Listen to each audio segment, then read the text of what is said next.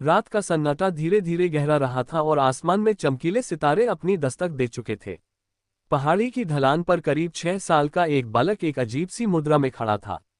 उसके पैर फैले हुए थे, पैर की उंगलियां जमीन को छू रही थीं और एड़ियां ऊपर की ओर उठी हुई थीं। हाथ आसमान की ओर तने हुए थे और सिर ऊपर की ओर झुका था। उसके नन्हे से शरीर के भीतर एक धुंधली सी आध्यात्मिक ऊर्जा निरंतर चक्र लगा रही थी। चांदनी की शीतल किरणें उस बालक के शरीर को अपने आगोश में लिए हुए थीं। वह बालक इसी विचित्र अवस्था में अपना अभ्यास जारी रखे था, सांसों के जरिए उस दिव्य ऊर्जा को अपने भीतर खींच रहा था और उसे अपनी नाड़ियों में प्रवाहित होने दे रहा था। धीरे धीरे रात ढलने लगी। जैसे ही चांदनी ओझल हुई और सूरज की पहली किरणों ने दस्तक दी, बालक ने धीरे से अपनी हथेलियां नीचे की। उसकी आंखें खुली तो उनमें एक गहरा कालापन था, जिसके भीतर सुनहरी चमक साफ दिखाई दे रही थी। ध्रुव ने अपने भीतर की अशुद्ध वायु को बाहर छोड़ा और उगते सूरज की ओर ताकने लगा। इस दुनिया में आए उसे 7 साल हो चुके थे। 3 साल की उम्र से ही उसने कायाकल्प शास्त्र का अभ्यास शुरू कर दिया था। आज 4 साल बाद वह इसके तीसरे स्तर आकाश द्वार भेदन तक पहुंचने में सफल रहा था। अपने पिछले जन्म में ध्रुव का परिवार एक प्राचीन मंदिर की परंपरा से जुड़ा था और यह शास्त्र उसे अपने पूर्वजों से विरासत में मिला था। ध्रुव आज तक ये समझ नहीं पाया था कि उसके जैसा विलक्षण योद्धा इस नई दुनिया में कैसे और क्यों आ गया। सबसे ज्यादा परेशानी की बात तो ये थी कि उसे एक नवजात शिशु के शरीर में जन्म लेना पड़ा। ध्रुव ने अपने पतले हाथों को देखा और मन ही मन मुस्कुराया। पिछले जन्म में वह 17 साल का था और 14 वर्षों की कड़ी मेहनत के बाद वह इस शास्त्र के 9वें स्तर तक पहुंचा था, पर यहाँ उसे सब कुछ शून्य से शुरू करना पड़ा। तभी उसे पहाड़ी की ओर से कदमों की आहट सुनाई दी। ध्रुव बिना पीछे मुड़े ही जान गया कि वह कौन है। जल्द ही एक नन्ही सी आवाज गूंजी, भैया, मुझे पता था आप यही सूर्योदय देख रहे होंगे। माता और पिताजी आपको ढूंढ रहे हैं। ध्रुव ने पीछे मुड़कर देखा। उसकी 5 साल की छोटी बहन मीना, जिसकी आंखों में भोलापन था और बालों में 2 लंबी चोटियां गूंथी हुई थीं, पहाड़ी चढ़कर उसके पास आ रही थी। मीना के अलावा ध्रुव का एक छोटा भाई भी था, साहिल, जो उससे 3 साल छोटा था। माता और पिताजी मुझे क्यों बुला रहे हैं? ध्रुव ने पूछा। मीना बड़े भोलेपन से बोली, मुझे नहीं पता भैया, बस जल्दी चलिए, अगर देर हुई तो पिताजी आपकी पिटाई कर देंगे। ध्रुव मुस्कुराया और प्यार से मीना के गाल थपथपाते हुए बोला, चलो फिर चलते हैं। मीना ने अपना गाल सहलाया और मुंह फुलाकर कहा, भैया आप बहुत गंदे हैं। मैंने कितनी बार कहा है कि मेरे गाल मत खींचा कीजिए। लेकिन जैसे ही उसकी बात पूरी हुई, ध्रुव ने दोबारा उसके गाल खींचे और हंसते हुए वहां से भाग निकला। मीना चिल्लाते हुए उसके पीछे दौड़ी।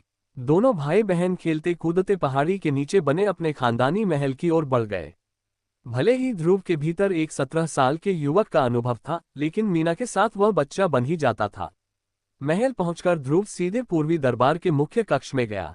वहां एक विद्वान दिखने वाले अधेड़ उम्र के व्यक्ति सफेद वस्त्रों में प्रधान आसन पर बैठे थे। उनके पास ही एक सुंदर महिला बैठी थी। ये ध्रुव के माता पिता प्रताप और सुमन थे।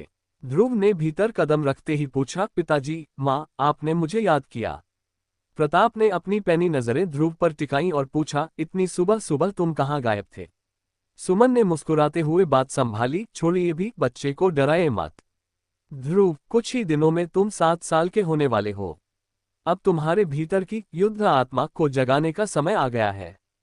हम तुम्हें कल दीक्षा भवन ले जाने की तैयारी कर रहे हैं। युद्ध आत्मा का जागरण। ध्रुव एक पल के लिए ठिठक गया। इस दुनिया में हर इंसान के भीतर एक विशेष शक्ति होती है जिसे युद्ध आत्मा कहा जाता है। किसी भी योद्धा की ताकत इस बात पर निर्भर करती है कि उसकी यह शक्ति किस श्रेणी की है।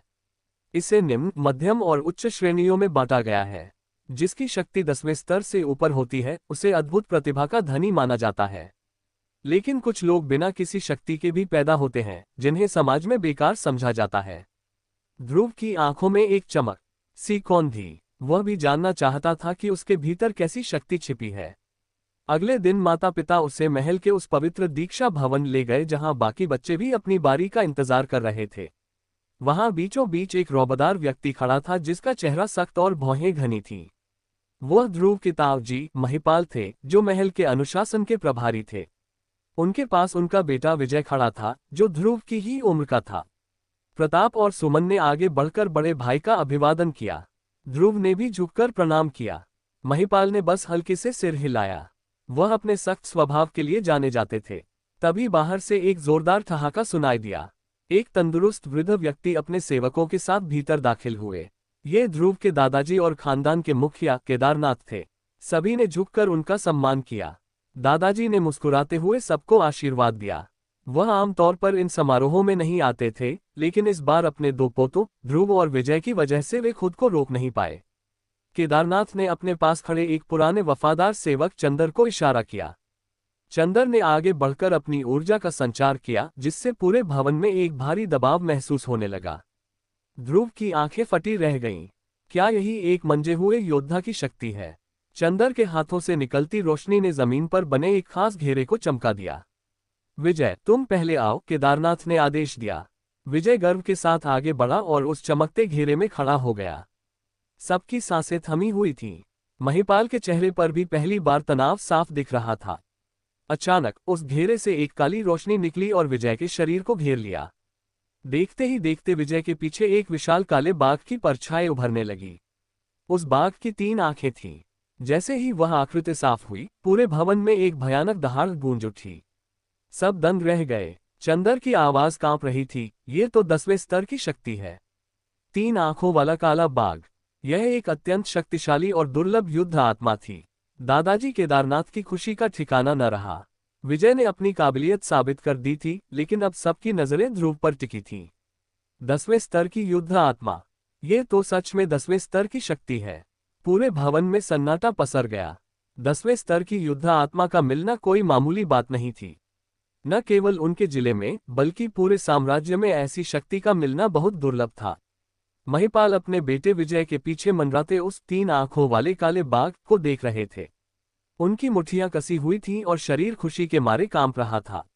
दादाजी केदारनाथ के ठहाके रुकने का नाम नहीं ले रहे थे। उन्हें अंदाजा भी नहीं था कि आज उन्हें इतना बड़ा तोहफा मिलने वाला है। बहुत अच्छे, बहुत ही शानदार। दादाजी ने अपनी उत्तेजना को काबू में करते हुए विजय के सिर पर हाथ रखा। उन्हें पूरा यकीन था कि विजय की यह शक्ति आने वाले समय में खानदान का नाम स्वर्ण अक्षरों में लिख देगी। ध्रुव के पिता प्रताप ने आगे बढ़कर अपने बड़े भाई को बधाई दी। महिपाल ने प्रताप के कंधे पर हाथ रखते हुए कहा, शुक्रिया छोटे भाई। अभी ध्रुव की बारी बाकी है, क्या पता वह भी कोई चमत्कार कर दे। कहने को तो ये हौसला अफजाई थी, पर सब जानते थे कि 10वें स्तर की शक्ति रोज रोज नहीं मिलती। विजय जब अपने पिता के पास जाने लगा तो वह ध्रुव के सामने से गुजरा। उसकी आंखों में साफ तौर पर घमंड और ध्रुव के लिए तिरस्कार था। ध्रुव ने उसकी नजरों का शांति से जवाब दिया। 2 साल पहले ध्रुव ने विजय और उसके दोस्तों को अपनी बहन मीना को परेशान करने के लिए सबक सिखाया था, और विजय तब से ही बदला लेने की ताक में था। अब बारी ध्रुव की थी। जैसे ही दादाजी ने ध्रुव का नाम लिया, सबकी नजरें उस पर टिक गईं। ध्रुव शांत कदमों से उस जादुई घेरे के भीतर जाकर खड़ा हो गया। प्रताप और सुमन की धड़कनें तेज हो चुकी थीं। अचानक ध्रुव के शरीर से काली रोशनी निकलने लगी, लेकिन तभी उस काली रोशनी के साथ एक नीली चमक भी फूट पड़ी। 2 अलग अलग रंगों की रोशनी आपस में टकराने लगी, जिससे पूरे कमरे में एक रहस्यमयी माहौल बन गया। तभी ध्रुव के पीछे एक आकृति उभरी, 2 सिर वाला एक विशाल नाग। एक सिर काला था और दूसरा गहरा नीला। सब एक दूसरे का मुंह ताकने लगे। 2 मुंह वाला नाग। आमतौर पर ऐसे नाग लाल या पीले रंग के होते थे, पर यह काला और नीला रंग बेहद विचित्र था। दादाजी केदारनाथ की आंखों में चमक फीकी पड़ गई और वहां निराशा ने जगह ले ली। उनकी नजर में यह महज 7वें स्तर का एक अलग किस्म का नाग था। भले ही 7वां स्तर बुरा नहीं था, लेकिन विजय के 3 आंखों वाले काले बाघ के सामने इसकी तुलना सूरज के सामने दीपक जैसी थी। प्रताप और सुमन के चेहरे पर भी उदासी छा गई। हर माता पिता चाहते हैं कि उनका बच्चा सबसे श्रेष्ठ हो। मुख्य सेवक चंदर ने पूछा, स्वामी आपका क्या विचार है? केदारनाथ ने भारी मन से घोषणा की, ये 7वें स्तर की युद्ध आत्मा है, नाग का एक विचित्र रूप। विजय के चेहरे पर एक कुटिल मुस्कान आ गई। उसे अपनी जीत का एहसास हो चुका था। इसके बाद और भी बच्चों की शक्तियां जागी, पर विजय के सामने सब फीके थे। समारोह के अंत में दादाजी ने ऐलान किया कि वे अब से विजय के अभ्यास की देखरेख खुद करेंगे। ये सुनते ही महिपाल का चेहरा खिल उठा, जबकि प्रताप का सिर झुक गया। वापस अपने कमरे में लौटते हुए ध्रुव की मां सुमन के मन में काफी कड़वाहट थी। उन्होंने प्रताप से कहा, पिताजी इतना भेदभाव कैसे कर सकते हैं? क्या ध्रुव उनका पोता नहीं है? प्रताप ने गहरी सांस छोड़ते हुए कहा, अब इस बारे में कोई बात नहीं होगी। ध्रुव की शक्ति भी अच्छी है, उसे बस थोड़ी और मेहनत करनी होगी। प्रताप ने ध्रुव को युद्ध ऊर्जा जगाने की एक विधि समझाई और उसे अभ्यास करने को कहा। ध्रुव अपने छोटे से आंगन में लौट आया। वह पलथी मारकर बिस्तर पर बैठ गया और अपने पिता द्वारा बताई गई विधि से ध्यान लगाने लगा। जैसे ही उसने अभ्यास शुरू किया, उसके पीछे वही 2 मुंह वाला नाग प्रकट हुआ। अचानक उस नाग ने अपने दोनों मुंह खोले और आसपास की सारी आध्यात्मिक ऊर्जा को किसी भंवर की तरह सोखना शुरू कर दिया। उसकी रफ्तार इतनी भयानक थी कि ध्रुव खुद हैरान रह गया। वह ऊर्जा ध्रुव के शरीर की नाड़ियों में दौड़ने लगी और युद्ध ऊर्जा में बदलने लगी। रात का सन्नाटा छा चुका था और खिड़की से चांदनी छनकर आ रही थी। कुछ ही घंटों बाद ध्रुव ने अपनी आंखें खोली। उसके चेहरे पर हैरानी के भाव थे। जिस स्तर तक पहुंचने के लिए उसके दादाजी को 6 महीने की कड़ी मेहनत करनी पड़ी थी, ध्रुव ने वह मुकाम महज कुछ घंटों के अभ्यास में हासिल कर लिया था। वह अब प्रथम श्रेणी का योद्धा बन चुका था। उसे समझ आ गया था कि उसकी शक्ति 7वें स्तर की नहीं, बल्कि उससे कहीं ज्यादा रहस्यमयी और ताकतवर है।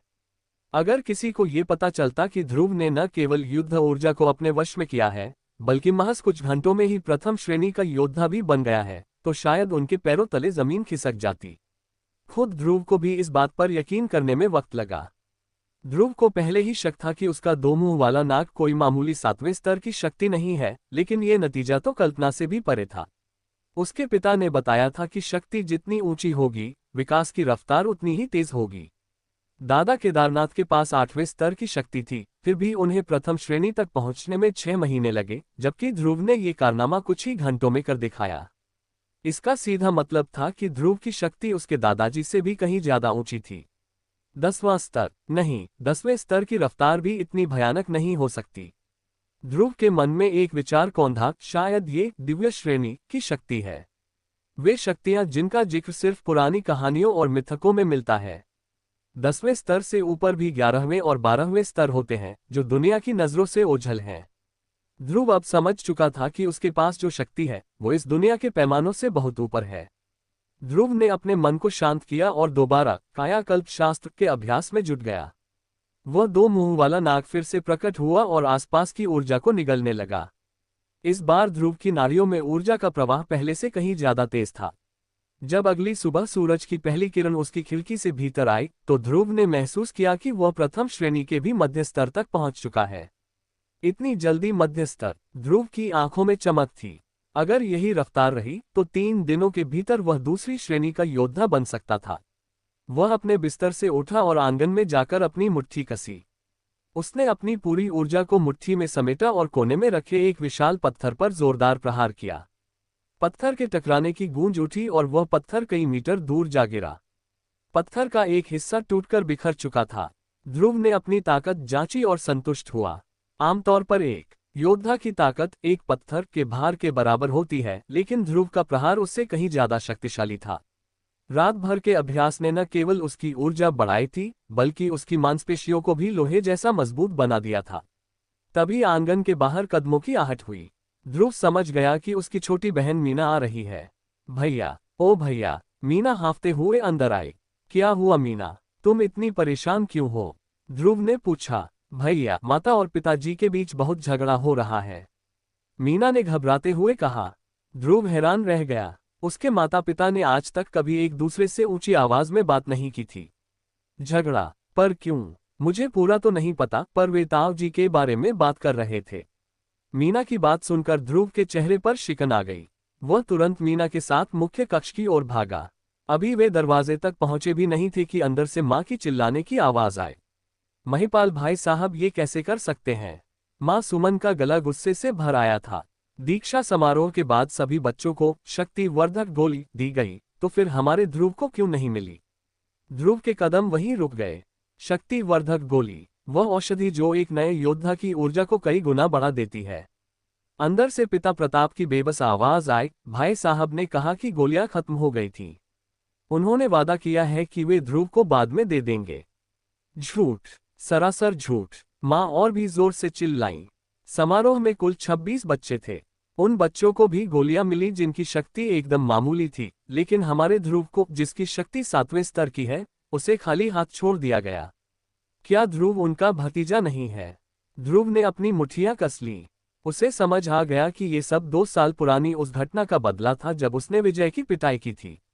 ताऊ महिपाल ने उस समय तो कुछ नहीं कहा, लेकिन अब वे ध्रुव के भविष्य के साथ खिलवाड़ कर रहे थे। महल का सारा कामकाज अब उन्हीं के हाथ में था और ये भेदभाव साफ दिख रहा था। मैं खुद पिताजी के पास जाऊंगी और उनसे न्याय मांगूंगी, मां ने कड़े स्वर में कहा। नहीं, तुम कहीं नहीं जाओगी, पिता प्रताप ने गुस्से में कहा। क्या तुम चाहती हो कि छोटी सी बात के लिए मैं अपने पिता के सामने शर्मिंदा हूं? वैसे भी विजय को 10वें स्तर की शक्ति मिली है, पिताजी अब सिर्फ उसी की सुनेंगे। बाहर खड़े ध्रुव ने ये सब सुना और चुपचाप पीछे मुड़ गया।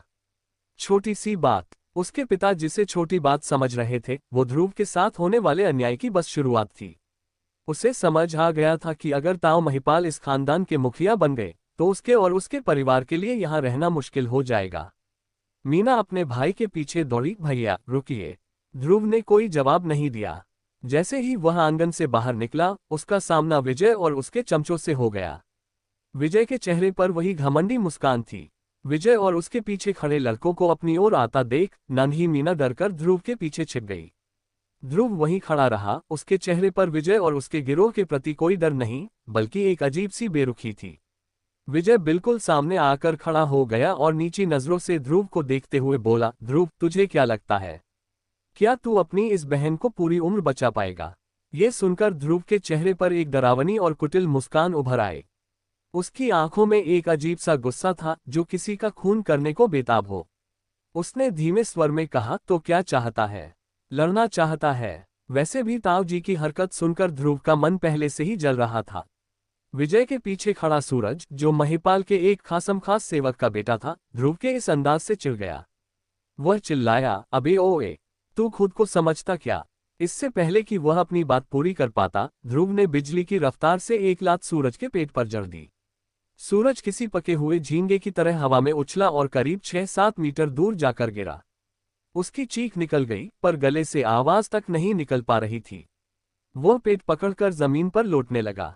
उसे ऐसा महसूस हो रहा था जैसे उसके शरीर के भीतर आग का गोला फट गया हो।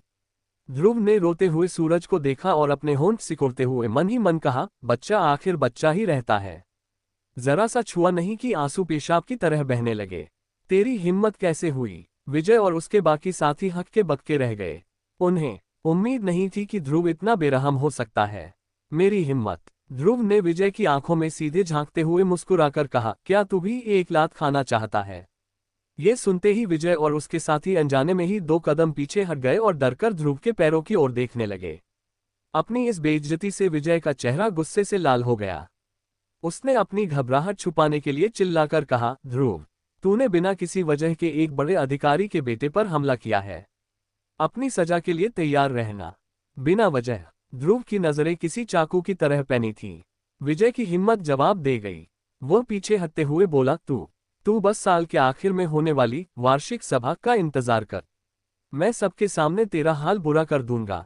इसके बाद विजय और उसके साथी वहां से दुम दबाकर भाग निकले। वे रोते हुए सूरज को भी अपने साथ घसीट ले गए। मीना ने डरी हुई आवाज में पूछा, भैया, आपने सूरज को मारा? अगर विजय ने ताऊ जी से शिकायत कर दी तो क्या होगा? वे तो कोड़ों से सजा देते हैं। कुछ नहीं होगा, तू चिंता मत कर, ध्रुव ने भागते हुए लड़कों की पीठ देखते हुए कहा। उसे यकीन था कि उसने वार ऐसी जगह किया है जहां कोई निशान नहीं पड़ेगा। बिना सबूत के ताऊ महिपाल भी उसे सजा नहीं दे पाएंगे, जैसा 2 साल पहले हुआ था। वार्षिक सभा। ध्रुव बड़बड़ाया। उसकी आंखों में एक चमक थी। हर साल के अंत में खानदान के सभी बच्चे अपनी शक्ति का प्रदर्शन करने के लिए आपस में लड़ते हैं।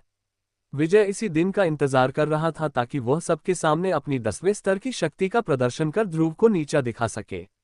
अभी सभा में 5 महीने बाकी थे। विजय के पास दादाजी का साथ और ढेर सारी औषधियां थीं। ध्रुव मन ही मन मुस्कुराया, ठीक है, 5 महीने बाद वह ताऊ महिपाल के सामने ही उनके बेटे को इतना मारेगा कि वे उसे पहचान भी नहीं पाएंगे। अगले कुछ दिन ध्रुव ने पागलपन की हद तक अभ्यास किया। वह सुबह पहाड़ी पर जाकर कायाकल्प शास्त्र करता और रात भर अपनी युद्ध ऊर्जा को बढ़ाता। उसे महसूस हुआ कि पिछले जन्म का योग और इस जन्म की ऊर्जा मिलकर एक अनोखी शक्ति बना रहे हैं। अगर उसने पिछले 4 सालों से कायाकल्प शास्त्र का अभ्यास न किया होता तो वह इतनी जल्दी आगे नहीं बढ़ पाता। चौथी रात। चांदनी चारों ओर बिखरी हुई थी। ध्रुव अपने बिस्तर पर ध्यान मुद्रा में बैठा था। उसके पीछे का 2 मुंह वाला नाग हवा में मौजूद दिव्य शक्ति को पागलों की तरह सोख रहा था। ध्रुव की ऊर्जा पिछले 3 दिनों में 10 गुना बढ़ चुकी थी। वह प्रथम श्रेणी के शिखर पर पहुंच चुका था। उसे महसूस हो रहा था कि आज रात वह दूसरी श्रेणी की दीवार तोड़ देगा। जैसे जैसे अभ्यास बढ़ा, उसके शरीर के भीतर ऊर्जा की लहरें किसी तूफान की तरह टकराने लगीं। दर्द बढ़ रहा था, पर ध्रुव के लिए ये कुछ भी नहीं था। अचानक उसके शरीर के भीतर एक कड़क की आवाज हुई, जैसे कोई पुराना ताला टूट गया हो। ध्रुव की ऊर्जा तेजी से दूसरी श्रेणी की नालियों में बहने लगी। ध्रुव के चेहरे पर सुकून भरी मुस्कान आई। महज कुछ ही दिनों की कड़ी मेहनत के बाद वह अब द्वितीय श्रेणी का योद्धा बन चुका था। द्वितीय श्रेणी का योद्धा। अभ्यास के पहले दिन से लेकर दूसरी श्रेणी तक पहुंचने में ध्रुव को मात्र 3 दिन से कुछ अधिक समय लगा था। यह इस दुनिया के इतिहास में एक अनसुनी घटना थी। आमतौर पर 10वें स्तर की शक्ति वाले बालक को भी यहां तक पहुंचने में कम से कम 1 साल लगता है। यहां तक कि अगर कोई दिव्य प्रतिभा वाला भी हो तो उसे 6 महीने तो लग ही जाते हैं। लेकिन ध्रुव ने ये करिश्मा सिर्फ 3 दिनों में कर दिखाया था। अपने उत्साह को काबू में रखते हुए उसने दोबारा ध्यान लगाया ताकि उसकी नई ऊर्जा नालियों में शांत होकर बहने लगे। यदि प्रथम श्रेणी की ऊर्जा एक पतली जलधारा जैसी थी, तो दूसरी श्रेणी की ऊर्जा अब एक शांत नदी की तरह चौड़ी और गहरी हो चुकी थी। रात गुजरी और सुबह की सुनहरी धूप ध्रुव के शरीर पर पड़ी। उसने अपनी आंखें खोलीं। एक रात के अभ्यास ने उसकी दूसरी श्रेणी की शक्ति को पूरी तरह स्थिर कर दिया था। पता नहीं उस घमंडी विजय की क्या प्रगति है, ध्रुव ने सोचा और बिस्तर से उतरकर सूरज के सामने अंगड़ाई ली। वह अपने आंगन के उस पत्थर के पास गया जिसे उसने कुछ दिन पहले मारा था। उसने अपनी हथेली उठाई, उस पर अपनी युद्ध ऊर्जा को लपेटा और पत्थर पर एक जोरदार प्रहार किया। पत्थर बुरी तरह थर्रा उठा और उसके छोटे छोटे टुकड़े चारों ओर बिखर गए। पत्थर की सतह पर अब बारीक दरारें साफ देखी जा सकती थीं। ध्रुव ने अपनी मुट्ठी को देखा और संतुष्ट हुआ।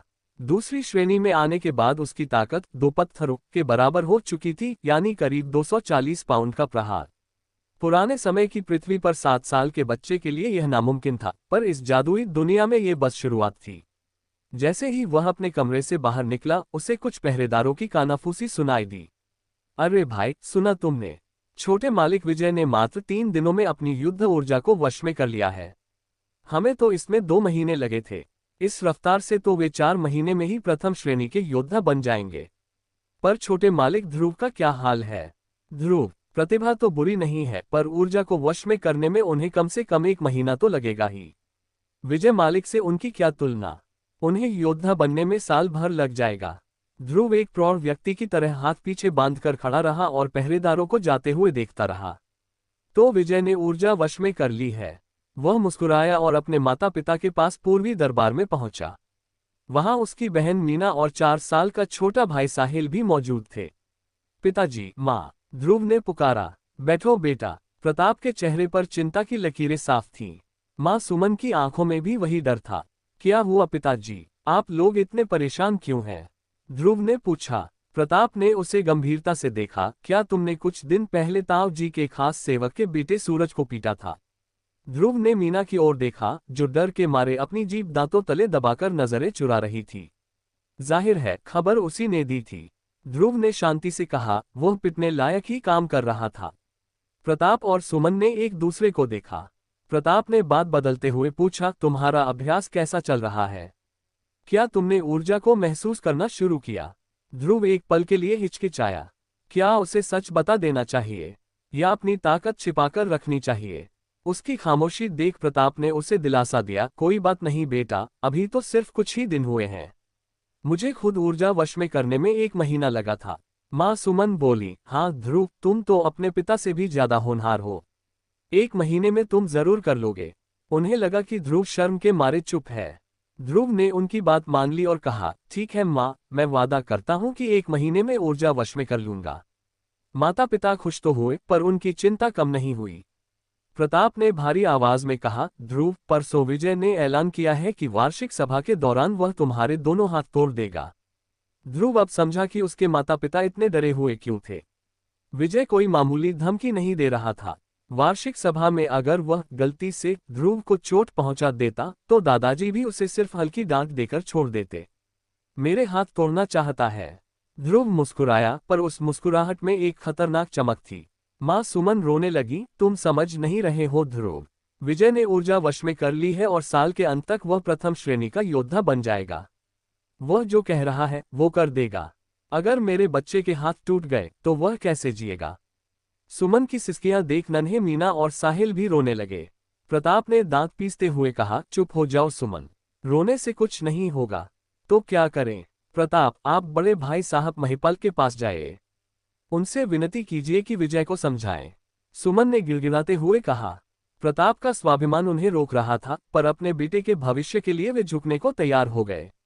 ठीक है, मैं जाता हूं। उन्होंने ध्रुव का हाथ पकड़ा और उसे उत्तरी दरबार की ओर ले गए। पिताजी, इसकी जरूरत नहीं है, ध्रुव ने कहना चाहा, पर प्रताप ने उसे बीच में ही टोक दिया। चुप रहो ध्रुव, वहां अपने ताऊ जी के सामने बिल्कुल तमीज से पेश आना। जब वे उत्तरी दरबार पहुंचे तो वहां ताऊ महिपाल और विजय बैठे हुए थे। इत्तेफाक से सेवक अधिकारी और उसका बेटा सूरज भी वहीं मौजूद थे। जब ध्रुव और प्रताप उत्तरी दरबार के मुख्य कक्ष में पहुंचे तो ताऊ महिपाल अपनी गद्दी पर जमे रहे। ध्रुव के पिता के आने पर भी उन्होंने खड़े होने की जहमत नहीं उठाई।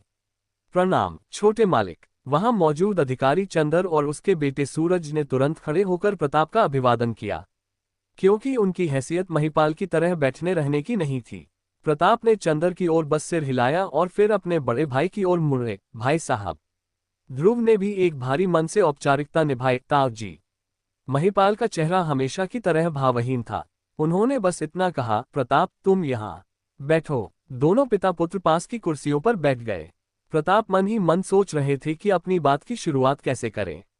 आखिरकार महिपाल ने ही चुप्पी तोड़ी। कही, ये छोटे भाई, आज अचानक यहाँ कैसे आना हुआ? प्रताप थोड़ा हिचकिचाए, फिर बड़ी ईमानदारी से बोले, भाई साहब, मैंने सुना है कि विजय ने सबके सामने ये कहा है कि वार्षिक सभा में वह ध्रुव के दोनों हाथ तोड़ देगा, इसलिए मैं। प्रताप अपनी बात पूरी नहीं कर पाए। ओह, क्या ऐसी भी कोई बात है? महिपाल ने ऐसे हैरानी जताई जैसे उन्हें कुछ पता ही न हो। ध्रुव ने अपने ताऊ के इस नाटक को देखा और मन ही मन हंसा। जब ये खबर पूरे खानदान में फैल चुकी थी तो ये नामुमकिन था कि खुद महिपाल को इसकी खबर न हो। विजय, क्या तुमने ऐसा कुछ कहा है? महिपाल ने अपने बेटे से पूछा। विजय ने बिना पलक झपकाए और बिल्कुल सपाट चेहरे के साथ जवाब दिया, नहीं पिताजी, ऐसी कोई बात नहीं है। फिर प्रताप और ध्रुव की ओर देखते हुए वह आगे बोला, मेरे ख्याल से कुछ लोग बिना वजह उत्तरी दरबार को बदनाम करने के बहाने ढूंढ रहे हैं। ये सुनकर प्रताप का चेहरा गुस्से से लाल हो गया। क्या इसका मतलब ये था कि वे दोनों इतने खाली हैं कि यहाँ सिर्फ झूठी शिकायतें करने आए हैं? ध्रुव शांत रहकर पिता और पुत्र की इस जुगलबंदी को देख रहा था। भाई साहब, आप इस बारे में क्या कहते हैं? प्रताप ने अपना गुस्सा काबू करते हुए पूछा। महिपाल ने हाथ हिलाकर बात टाल दी। देखो प्रताप, जब बच्चे ने कह दिया कि ऐसी कोई बात नहीं है तो तुम वापस जा सकते हो। ऐसी कोई बात नहीं है, इसका सीधा मतलब था कि महिपाल ने प्रताप को ही गलत ठहरा दिया था। प्रताप ने अब अपनी आवाज थोड़ी ऊंची की। भाई साहब, क्या आप ये कहना चाहते हैं कि हम पिता पुत्र आपके पास झूठ बोलने आए हैं? महिपाल की त्योरियां चढ़ गईं और स्वर ठंडा हो गया। अगर मान लो ये सच भी है तो इसमें बुरा क्या है? वार्षिक सभा में हम उम्र बच्चों के बीच मुकाबला एक पुरानी परंपरा है। उन्होंने विजय की धमकी को पूरी तरह नजरअंदाज कर दिया। प्रताप गुस्से में खड़े हो गए। तो आपके लिए ये सामान्य बात है कि विजय ध्रुव के हाथ तोड़ दे? महिपाल ने बेरुखी से कहा, तो क्या तुम चाहते हो कि मैं वार्षिक सभा का मुकाबला ही बंद करवा दूं? ये नियम पिताजी केदारनाथ ने बनाए हैं। क्या तुम ये कहना चाहते हो कि पिताजी के नियम गलत हैं? ध्रुव की आंखों में एक ठंडी चमक कौंधी। उसके पिता बस इतना चाहते थे कि महिपाल अपने बेटे को ध्रुव को चोट न पहुंचाने की सलाह दे। लेकिन महिपाल ने बात को घुमाकर दादाजी के नियमों तक पहुंचा दिया ताकि प्रताप को ही दोषी ठहराया जा सके। प्रताप ने अपनी मुट्ठियां भींच ली और गहरी सांस लेकर कहा, ध्रुव आपका भतीजा है। महिपाल ने अपनी भौहें चढ़ाईं और ध्रुव की ओर तिरस्कार से देखते हुए बोले, क्या मुझे ये याद दिलाने की जरूरत है? मुझे पता है वह मेरा भतीजा है, लेकिन इस मामले में मुझसे भीख मांगना बेकार है। प्रताप बेबसी और गुस्से में हंस पड़े। बहुत अच्छे, बहुत अच्छे। आज उन्होंने अपने सगे भाई का असली चेहरा देख लिया था। दशकों का भाईचारा आज अजनबियों से भी बदतर साबित हुआ था। तभी ध्रुव की ठंडी आवाज गूंजी, महिपाल जी, क्या आपको सच में लगता है कि आपके बेटे में इतनी हिम्मत है कि वह वार्षिक सभा में मुझे छू भी सके? बदतमीज। महिपाल दहाड़े। ध्रुव जैसे बच्चे की ये हिम्मत कि वह अपने ताऊ का नाम लेकर बात करे। उन्होंने तुरंत ध्रुव की छाती पर प्रहार करने के लिए अपनी हथेली उठाई। उनकी युद्ध ऊर्जा ध्रुव की ओर बढ़ने ही वाली थी कि अचानक एक साया ध्रुव के सामने आ गया। धम, एक जोरदार धमाका हुआ। ध्रुव के पिता प्रताप उस हमले को रोकने की वजह से कई कदम पीछे लड़खड़ा गए। पिताजी, क्या आप ठीक हैं? ध्रुव घबराकर अपने पिता के पास पहुंचा। प्रताप ने सिर हिलाया, मैं ठीक हूं। महिपाल ने हमला तो किया था, पर थोड़ा नियंत्रण रखा था, वरना छठी श्रेणी के योद्धा प्रताप 7वीं श्रेणी के योद्धा महिपाल का वार इतनी आसानी से नहीं झेल पाते। तभी विजय ने कुटिलता से कहा, चाचा जी, अगर आप चाहते हैं कि मैं ध्रुव को छोड़ दूं, तो एक रास्ता है। ध्रुव अभी यहीं घुटनों के बल बैठ जाए, 3 बार जोर जोर से माथा टेके और सभा के दिन मुझे खुद को 20 थप्पड़ मारने दे, तब मैं इसे बख्श दूंगी। 20 थप्पड़ और माफी। प्रताप ने दुखी होकर अपने बेटे की ओर देखा। ध्रुव ने विजय की आंखों में झांका और बर्फ जैसी ठंडी आवाज में बोला, मैं ध्रुव सिर्फ आसमान और जमीन के आगे झुकता हूं, किसी इंसान के आगे नहीं। फिर पिता की ओर मुड़कर कहा, पिताजी, चलिए यहां से। सिर्फ आसमान और जमीन के आगे झुकता हूं। प्रताप हैरान रह गए, पर उनके चेहरे पर गर्व की मुस्कान आ गई। शाबाश बेटा, चलो। दोनों वहां से मुड़कर चले गए। विजय पीछे से चिल्लाता रहा, ध्रुव, देख लेना, सभा में तेरे हाथ तोड़कर ही दम लूंगा। ध्रुव ने पीछे मुड़कर भी नहीं देखा। जब वे वापस पूर्वी दरबार पहुंचे तो मां सुमन इंतजार कर रही थी। क्या हुआ? उन्होंने क्या कहा? प्रताप खामोश रहे, पर ध्रुव ने बात संभाल ली, मां, आप सभा की चिंता मत कीजिए। मुझे कुछ नहीं होगा, मैं बिल्कुल ठीक रहूंगा। सुमन को लगा कि शायद विजय मान गया है। वह खुश होकर बोली, ये तो बहुत अच्छी बात है। प्रताप कुछ कहना चाहते थे, पर अपनी पत्नी की मुस्कान देख वे चुप ही रहे। उन्हें पता था कि असली जंग तो अभी शुरू होनी है। पूर्वी दरबार के अपने छोटे से आंगन में लकड़ी के बिस्तर पर बैठे ध्रुव के दिमाग में उत्तरी दरबार का वह दृश्य घूम रहा था।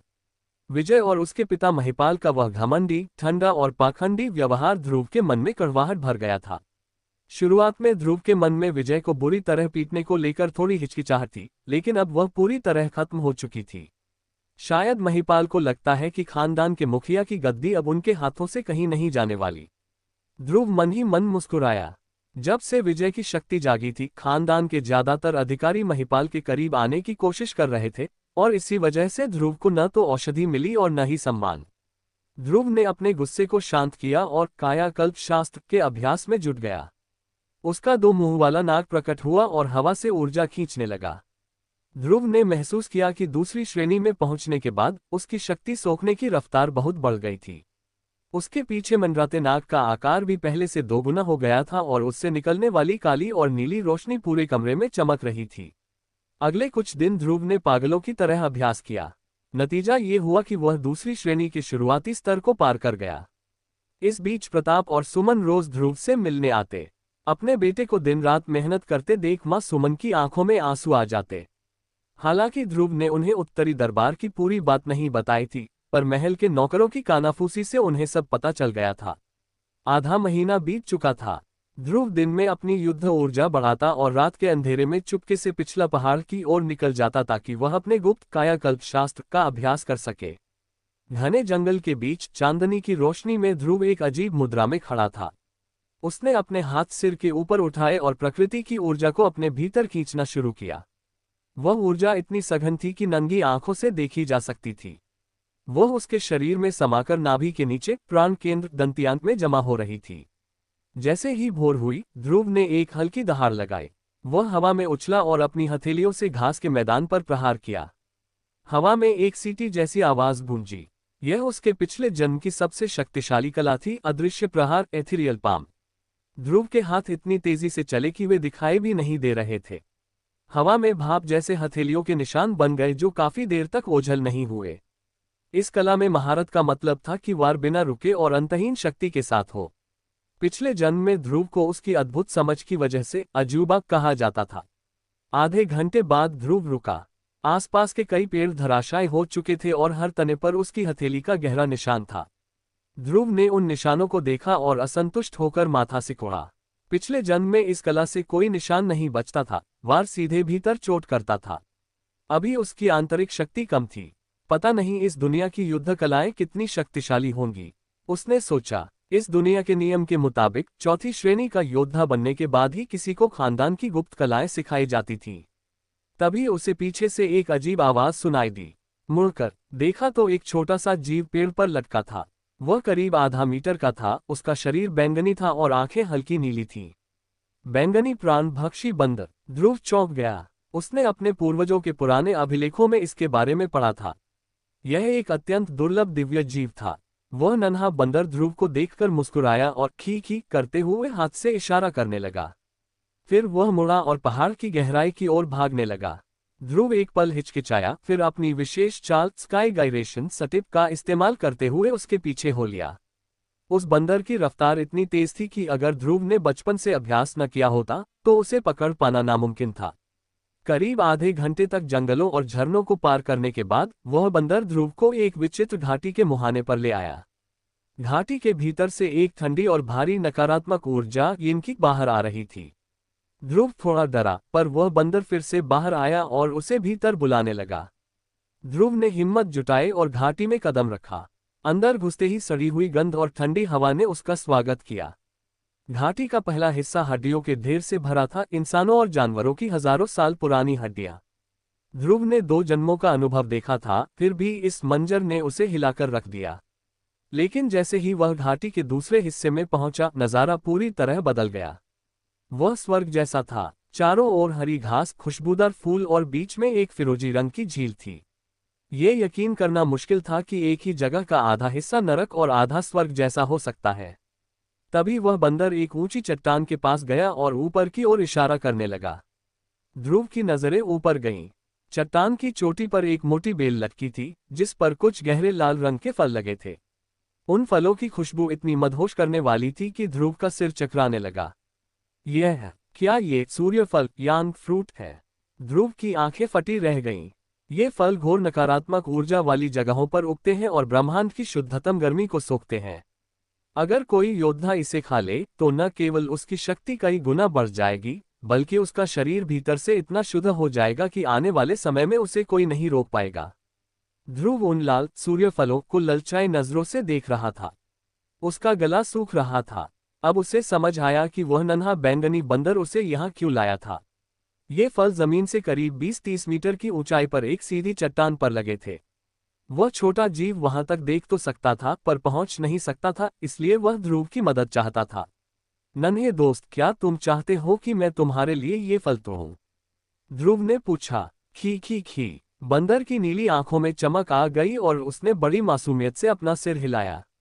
ध्रुव मुस्कुराया। ये जीव वाकई प्यारा था। उसने चट्टान की ओर देखा। दीवार बिल्कुल सपाट और चिकनी थी, जहां हाथ टिकाने की भी जगह नहीं थी। 7 साल के बच्चे के लिए इतनी ऊंचाई पर चढ़ना जान जोखिम में डालने जैसा था। पर ध्रुव साधारण बच्चा नहीं था। उसने अपनी उंगलियों को चीते के पंजों की तरह मोड़ा और अपनी आंतरिक शक्ति का इस्तेमाल करते हुए उन्हें पत्थर के भीतर धंसा दिया। पत्थर लोहे जैसा सख्त था, पर ध्रुव की उंगलियां कुछ मिलीमीटर अंदर घुस गईं, जो उसके नन्हे शरीर का भार संभालने के लिए काफी थी। एक एक कदम फूंक फूंक कर रखते हुए ध्रुव ऊपर बढ़ने लगा। 10 मीटर की ऊंचाई पार करते ही उसकी सांसें फूलने लगीं। जमीन पर खड़ा बंदर अब बिल्कुल चुप था और बड़ी फिक्र से ऊपर देख रहा था, जैसे उसे डर हो कि ध्रुव कहीं गिर न जाए। अपनी पूरी ताकत झोंकते हुए आखिरकार ध्रुव उन 5 फलों तक पहुंच गया। उसने सावधानी से एक कपड़ा निकाला, एक एक करके फलों को तोड़ा और उन्हें सुरक्षित बांधकर नीचे की ओर छलांग लगा दी। हवा में उतरते समय उसने चट्टान की दीवार पर पैर मारकर अपनी रफ्तार कम की और सुरक्षित जमीन पर उतरा। बंदर खुशी के मारे उछलने लगा। ध्रुव ने हंसते हुए 2 फल उसकी ओर फेंके। बंदर ने हवा में ही उन्हें लपका और कोने में जाकर गपागप खा गया। फिर वह वहीं शांति से बैठकर उन फलों की ऊर्जा को सोखने लगा। ध्रुव ने भी समय बर्बाद नहीं किया। उसने एक फल मुंह में रखा। फल गले से नीचे उतरते ही उसके शरीर में 9 सूर्यों जैसी प्रचंड गर्मी का एहसास हुआ। यह दुनिया की सबसे शुद्ध अग्नि ऊर्जा थी। उसे ऐसा लगा जैसे वह किसी गर्म झरने में नहा रहा हो। कुछ घंटों बाद ध्रुव ने अपनी आंखें खोलीं। उसे एक फल ने कमाल कर दिया था। उसकी युद्ध ऊर्जा अब पहले से दोगुनी हो चुकी थी। वह अब द्वितीय श्रेणी के शिखर लेट सेकंड ऑर्डर पर पहुंच चुका था। जिस मुकाम तक पहुंचने में उसे 1.5 महीना लगता, वह उसने चंद घंटों में हासिल कर लिया था। तभी उसे एक गंदी बदबू महसूस हुई। उसने देखा कि उसके शरीर से काला चिपचिपा पसीना निकल रहा था। वह समझ गया कि फल की शक्ति ने उसके शरीर की सारी गंदगी और अशुद्धियों को बाहर निकाल दिया है। ध्रुव खुद को बहुत हल्का महसूस कर रहा था। बंदर अभी भी ध्यान में था, इसलिए ध्रुव झील की ओर बढ़ा। उसने अपने कपड़े उतारे और झील के ठंडे पानी में कूद गया। जैसे ही वह खुद को साफ कर बाहर निकलने वाला था, उसे झील की तह से एक अजीब सी ठंडी लहर महसूस हुई। उत्सुकता में उसने पानी के अंदर डुबकी लगाई। कुछ दूर तैरने के बाद उसे एक गुफा का मुहाना दिखाई दिया जहां से वह ठंडी हवा आ रही थी। वह बिना डरे अंदर घुस गया। अंदर की दीवारें सूखी थीं। गुफा की एक दीवार पर हंस के अंडे के आकार का एक जल निवारक मोती लगा था, जो पानी को गुफा से दूर रख रहा था। अकेले इस मोती की कीमत बाजार में हजारों सोने के सिक्कों के बराबर थी। ध्रुव गुफा के अंदर बने एक बड़े कक्ष में पहुंचा। वहां 3 कमरे थे। पहले 2 कमरे खाली थे। ध्रुव को लगा कि उसकी मेहनत बेकार गई, पर जैसे ही उसने तीसरे कमरे में कदम रखा, उसकी आंखें फटी रह गईं।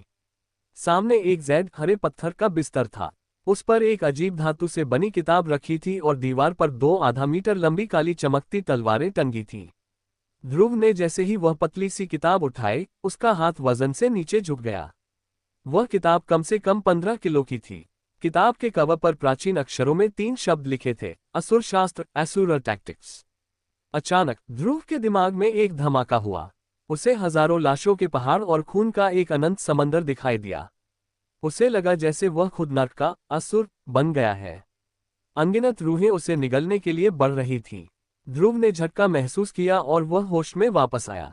उसके माथे पर ठंडा पसीना था। उस किताब से आ रही वह खौफनाक शक्ति डराने वाली थी। उसने गहरी सांस ली और कांपते हाथों से उस असुर शास्त्र का पहला पन्ना पलटा।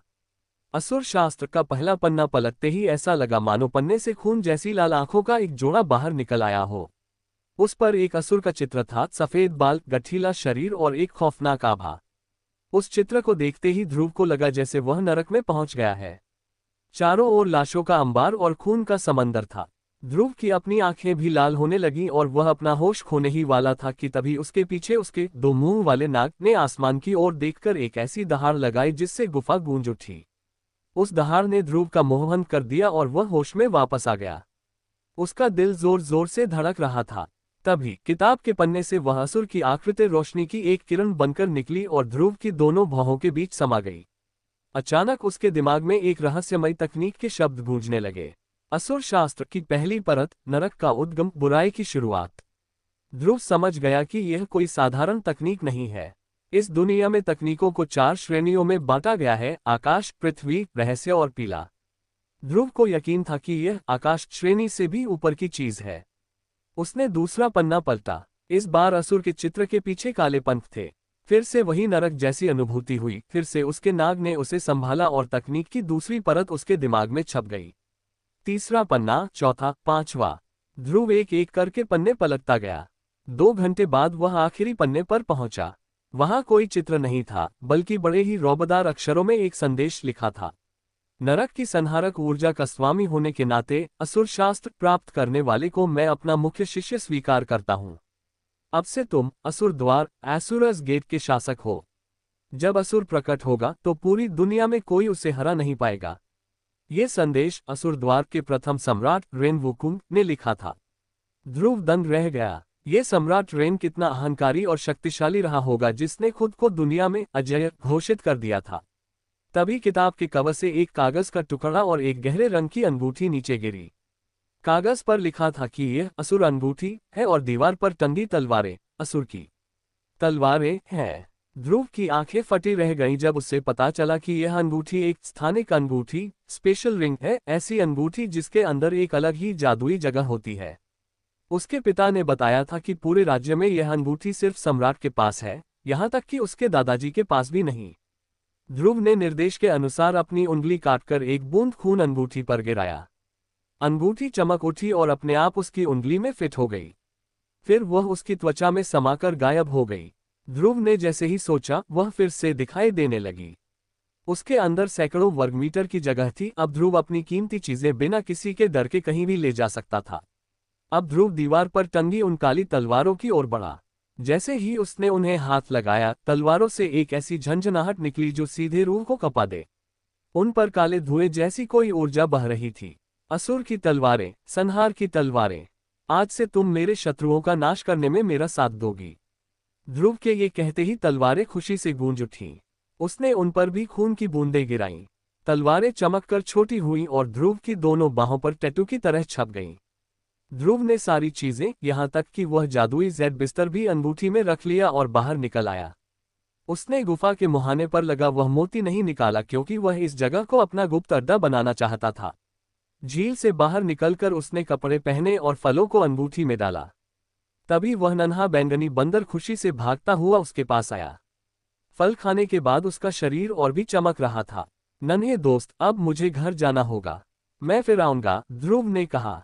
लेकिन जैसे ही वह मुड़ा, बंदर ने छलांग लगाए और ध्रुव के कंधे पर जा बैठा। ध्रुव हंस पड़ा। क्या तुम मेरे साथ घर चलना चाहते हो? बंदर ने उत्साह से सिर हिलाया। एक बालक और एक बंदर घाटी के उस नरक और स्वर्ग के नज़ारे को पीछे छोड़कर निकल पड़े। जब ध्रुव अपने आंगन पहुंचा तो दोपहर हो चुकी थी। वहां उसकी बहन मीना खड़ी थी। ध्रुव के कंधे पर बंदर देखकर उसकी आंखें फटी रह गईं। भैया, ये छोटा सा बंदर कहाँ से लाए? ये कितना प्यारा है। मीना खुशी से चिल्लाई। खरीदा कहाँ से? अपनी बहन की मासूम चीख सुनकर ध्रुव ने मुस्कुराते हुए सिर हिलाया। वह जानता था कि यह बैंगनी प्राणभक्षी बंदर कोई बाजार में बिकने वाला खिलौना नहीं, बल्कि एक अत्यंत दुर्लभ दिव्य जीव है जिसे दुनिया की सारी दौलत देकर भी नहीं खरीदा जा सकता। खी खी खा। नन्हे बंदर ने विरोध में आवाज निकाली, जैसे उसे मीना का छोटा बंदर कहना पसंद न आया हो। मीना, जो उसे सहलाने के लिए हाथ बढ़ा रही थी, डरकर पीछे हट गई। कुछ देर की नोकझोंक के बाद ध्रुव बड़ी मुश्किल से मीना से पीछा छुड़ाकर अपने कमरे में पहुंचा। उसने कमरे का दरवाजा बंद किया और असुर अंगूठी से वह जादुई जेड पत्थर का बिस्तर बाहर निकाला। वह उस पर पालथी मारकर बैठ गया और असुर शास्त्र की पहली परत का अभ्यास शुरू किया। जैसे ही उसने मंत्रों का उच्चारण किया, कमरे का तापमान अचानक गिर गया। ऐसा लगा मानो नरक की सबसे ठंडी हवा गुफा की दीवारों को चीरकर बाहर आ गई हो। ध्रुव का शरीर कांपने लगा। उसे ऐसा महसूस हुआ जैसे उसे हजारों फुट गहरे बर्फ के पहाड़ के नीचे दबा दिया गया हो। उसने अपने दांतों को भींचा और अपनी पूरी इच्छाशक्ति लगाकर उस बर्फीली ऊर्जा को अपने वश में करना शुरू किया। ये पाताल की ऊर्जा, नेदरवर्ल्ड ची थी। ये दुनिया की सबसे शक्तिशाली और शुद्ध ऊर्जाओं में से एक मानी जाती है। ध्रुव ने देखा कि इसे साफ करना जितना मुश्किल था, इसके फायदे उतने ही अद्भुत थे। महज आधे घंटे में उसने जितनी ऊर्जा बनाई, वह पिता की बताई तकनीक से 10 गुना ज्यादा ताकतवर थी। समय तेजी से बीतता गया और 1 महीना निकल गया। इस दौरान ध्रुव ने दुनिया से कटकर सिर्फ अभ्यास किया। परिणाम ये हुआ कि वह द्वितीय श्रेणी की सीमा को पार कर तृतीय श्रेणी, थर्ड ऑर्डर के दरवाजे पर खड़ा हो गया। एक चांदनी रात में ध्रुव जेड बिस्तर पर बैठा था। उसके शरीर के भीतर युद्ध ऊर्जा किसी बेकाबू समुद्र की लहरों की तरह दीवारों से टकरा रही थी। तीसरी श्रेणी में पहुंचना दूसरी श्रेणी से कहीं ज्यादा कठिन था, पर ध्रुव अडिग रहा। अचानक उसके शरीर के भीतर एक धमाका सा हुआ। तृतीय श्रेणी। आखिरकार उसने तीसरी श्रेणी हासिल कर ली थी। ध्रुव ने अपनी आंखें खोली, जिनमें एक नया आत्मविश्वास था। एक बार मैं चौथी श्रेणी में पहुंच गया तो मैं अपनी युद्ध कलाओं का असली प्रदर्शन कर पाऊंगा। और तब मेरी युद्ध आत्मा, मार्शल स्पिरिट भी विकसित होगी और मुझे अपनी जन्मजात विशेष शक्ति मिलेगी। ध्रुव ने सोचा, 7 साल की उम्र में शक्ति तो जागती है, पर वह अपने असली रूप में तभी आती है जब योद्धा चौथी श्रेणी में पहुंचता है। जिनकी शक्तियां कमजोर होती हैं, वे अक्सर तीसरी श्रेणी से आगे नहीं बढ़ पाते, इसलिए उन्हें कभी अपनी शक्ति का असली वरदान नहीं मिल पाता। पर ध्रुव का लक्ष्य बहुत ऊंचा था। रात के सन्नाटे में ध्रुव पिछला पहाड़ की ओर गया। उसने असुर शास्त्र चलाया। अचानक उसके बाल पूरी तरह सफेद हो गए और आंखें खून की तरह लाल हो गईं। उसके शरीर के चारों ओर काले धुएं जैसी संहारक ऊर्जा बहने लगी। ये असुर का शरीर, बॉडी ऑफ एसुर था। उसने हवा में हाथ लहराया। एक अदृश्य प्रहार एक विशाल पेड़ के तने को चीरता हुआ दूसरे और तीसरे पेड़ तक जा पहुंचा। चौथे पेड़ पर उसकी हथेली का गहरा निशान छप गया।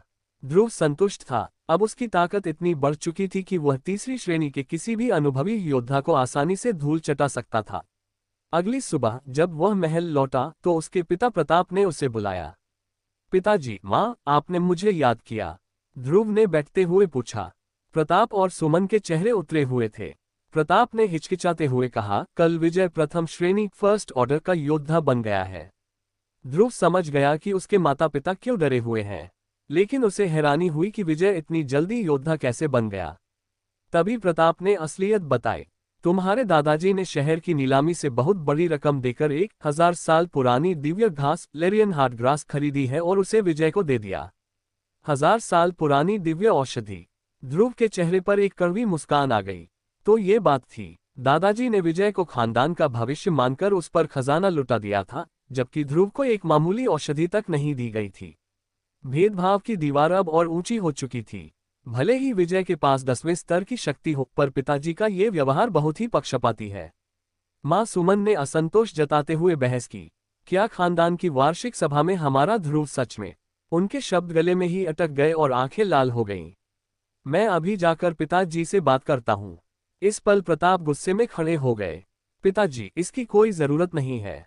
ध्रुव ने उन्हें बीच में ही टोकते हुए कहा, दादाजी के पास जाने की कोई आवश्यकता नहीं है। प्रताप और सुमन अपने बेटे की ओर मुड़े। प्रताप कुछ कहना ही चाहते थे कि अचानक उन्होंने ध्रुव के शरीर से युद्ध ऊर्जा बैटल ची की एक चमकदार चमक फूटते हुए देखी। युद्ध ऊर्जा का बाहरी प्रदर्शन। एक पल के लिए सन रहने के बाद प्रताप और सुमन के मुंह से अविश्वास के साथ ये शब्द निकले। ऊर्जा का बाहरी प्रदर्शन, क्या इसका मतलब है? दोनों के दिमाग में एक ही विचार कौन था? प्रथम श्रेणी फर्स्ट ऑर्डर का योद्धा। केवल प्रथम श्रेणी तक पहुंचने के बाद ही कोई योद्धा ऊर्जा को शरीर से बाहर प्रक्षेपित कर सकता है। जिसने अभी अभी ऊर्जा को वश में करना सीखा हो, वह ऐसा नहीं कर सकता। ध्रुव, क्या तुम प्रथम श्रेणी में पहुंच चुके हो? प्रताप ने कांपती आवाज में पूछा। हालांकि सबूत उनकी आंखों के सामने था, फिर भी उन्हें यकीन नहीं हो रहा था कि यह कोई भ्रम तो नहीं। हाँ पिताजी, माँ, मैं प्रथम श्रेणी का योद्धा बन चुका हूँ। ध्रुव ने सिर हिलाया। वह नहीं चाहता था कि उसके माता पिता सभा को लेकर अंतहीन चिंता में रहें, इसलिए उसने अपनी ताकत का एक छोटा हिस्सा जाहिर करने का फैसला किया। अपने बेटे की पुष्टि सुनकर प्रताप और सुमन के चेहरों पर खुशी की लहर दौड़ गई। माँ सुमन तो उत्साह में दौड़कर आई और ध्रुव को कसकर गले लगा लिया। अद्भुत! मेरा बेटा आखिरकार योद्धा बन गया। सुमन की आंखों से खुशी के आंसू बहने लगे। ध्रुव को इतनी जोर से भींचा गया था कि उसे लगा उसका दम निकल जाएगा। बड़ी मुश्किल से वह खुद को छुड़ा पाया। अभी तो सिर्फ प्रथम श्रेणी है, इतना हंगामा करने की क्या जरूरत है? ध्रुव ने मन ही मन सोचा। हालांकि वह अपने माता पिता के निस्वार्थ प्रेम को महसूस कर पा रहा था। जब वे थोड़े शांत हुए तो प्रताप ने अपनी शंका पूछी, ध्रुव, तुम इतनी जल्दी प्रथम श्रेणी में कैसे पहुंचे? ध्रुव की 7वें स्तर की शक्ति के हिसाब से इसमें कम से कम 1 साल लगना चाहिए था। जवाब देने के बजाय ध्रुव ने अपने कपड़ों के अंदर से 2 चमकदार लाल फल निकाले। उन फलों की लाली और सुगंध ने कमरे को भर दिया। ये सूर्य फल यांग फ्रूट्स हैं। प्रताप और सुमन एक साथ चिल्ला उठे। जी हाँ, ध्रुव मुस्कुराया। 1 महीने पहले मुझे पीछे के पहाड़ की एक घाटी में ये फल मिले थे। कुल 5 थे, मैंने 3 खा लिए। ध्रुव ने झूठ बोला, वास्तव में उसने सिर्फ 1 खाया था और बाकी उसकी अंगूठी में थे। 3 फल। प्रताप और सुमन ने एक दूसरे को देखा। अब उन्हें समझ आया कि उनका बेटा इतनी जल्दी योद्धा कैसे बन गया। बहुत बढ़िया ध्रुव, तुम्हारी किस्मत वाकई अच्छी है। सूर्य फल एक चमत्कारिक औषधि है। इसका लाभ उस दिव्य घास से कम नहीं है जो तुम्हारे दादाजी ने विजय के लिए खरीदी है। प्रताप ठहाका मारकर हंसे। पिताजी, माँ, ये 2 फल आप दोनों रख लीजिए और इनसे अभ्यास कीजिए। ध्रुव ने फल उनकी ओर बढ़ाए। दोनों ने मना करना चाहा, पर ध्रुव ने उन्हें समझा दिया कि उसने पहले ही 3 फल खा लिए हैं और अब ज्यादा खाने से उसे कोई अतिरिक्त लाभ नहीं होगा। आखिरकार प्रताप ने फल स्वीकार कर लिए। वह लंबे समय से 6ठी श्रेणी 6th ऑर्डर के शिखर पर अटके थे। इन फलों की मदद से वे 2 महीने में उसे पार कर सकते थे। सुमन के लिए भी यह फल 5वीं श्रेणी से 6ठी श्रेणी में पहुंचने की उम्मीद लेकर आया था। ध्रुव, फिलहाल अपनी इस प्रगति के बारे में किसी को मत बताना, प्रताप ने उसे सचेत किया। कोशिश करो कि साल के अंत तक तुम प्रथम श्रेणी के मध्य स्तर तक पहुंच सको। प्रताप को लगा कि अगर ध्रुव मध्य स्तर पर रहा तो विजय के लिए उसे चोट पहुंचाना आसान नहीं होगा। निश्चिंत रहिए पिताजी, मैं आपको निराश नहीं करूंगा। अगले 3 महीने ध्रुव ने पागलपन की हद तक अभ्यास किया। पाताल की ऊर्जा सोखते हुए उसकी शक्ति हर दूसरे दिन बढ़ रही थी। तृतीय श्रेणी का शुरुआती स्तर, मध्य स्तर और फिर अंततः तृतीय श्रेणी का शिखर। सभा में अब सिर्फ 2 सप्ताह बाकी थे। ध्रुव अब 4थी श्रेणी 4th ऑर्डर की दहलीज पर खड़ा था। यह एक बड़ी बाधा थी। खानदान के कई होनहार बच्चे भी यहाँ सालों तक अटके रहते थे। जैसे जैसे सभा नजदीक आई, पूरे महल में उत्सव जैसा माहौल हो गया। हर तरफ सजावट थी, सिर्फ ध्रुव का कोना शांत था। कल वार्षिक सभा है। ध्रुव अपने कमरे से बाहर निकला। वह चौथी श्रेणी के मुहाने पर अटका हुआ था। उसे लगा कि इसे पार करने में थोड़ा समय और लगेगा। बाहर पहरेदार आपस में बातें कर रहे थे। कल की सभा में दादाजी खुद मौजूद रहेंगे। सुना है उन्होंने शहर के प्रतिष्ठित ली परिवार के मुखिया को भी आमंत्रित किया है। ध्रुव की आंखों में एक ठंडी चमक आई। कल पूरी दुनिया के सामने उसे अपनी ताकत साबित करनी थी। इस साल की वार्षिक सभा के लिए दादाजी केदारनाथ ने ली परिवार के मुखिया ली मू को भी आमंत्रित किया है। लगता है उन्होंने इस आयोजन के लिए बहुत सोच विचार और मेहनत की है। ध्रुव ने मन ही मन सोचा। उसे विश्वास था कि दादाजी द्वारा ली परिवार के पुराने मुखिया को यहाँ बुलाने का मकसद इतना सीधा नहीं है। जब वह पूर्वी दरबार की ओर बढ़ रहा था तो उसने देखा कि हर तरफ गलियारे और हॉल रंग बिरंगी लालटेन और झंडों से सजे हुए थे। काम में व्यस्त पहरेदार और दासियां ध्रुव को देखते ही रुककर झुकते और कहते, प्रणाम छोटे मालिक ध्रुव। ध्रुव बस सिर हिलाकर आगे बढ़ जाता। हालांकि वह अपने पीछे उन लोगों की अजीब नजरों को महसूस कर पा रहा था। ऐसा लग रहा था कि विजय की वह धमकी कि वह ध्रुव के हाथ तोड़ देगा, इन सब के कानों तक पहुंच चुकी थी। ध्रुव इन बातों को अनसुना कर मुख्य कक्ष में पहुंचा जहां उसके माता पिता मौजूद थे। ध्रुव, तुम आ गए। मां सुमन ने उसे अपने पास बिठाया और पूछा, कल सभा है, तुम्हारा अभ्यास कैसा चल रहा है? पिता प्रताप भी बड़ी उम्मीद से ध्रुव की ओर देख रहे थे। ध्रुव ने हल्की मुस्कान के साथ कहा, पिताजी, मां, आप चिंता न करें। मैं कल आप दोनों को निराश नहीं होने दूंगा।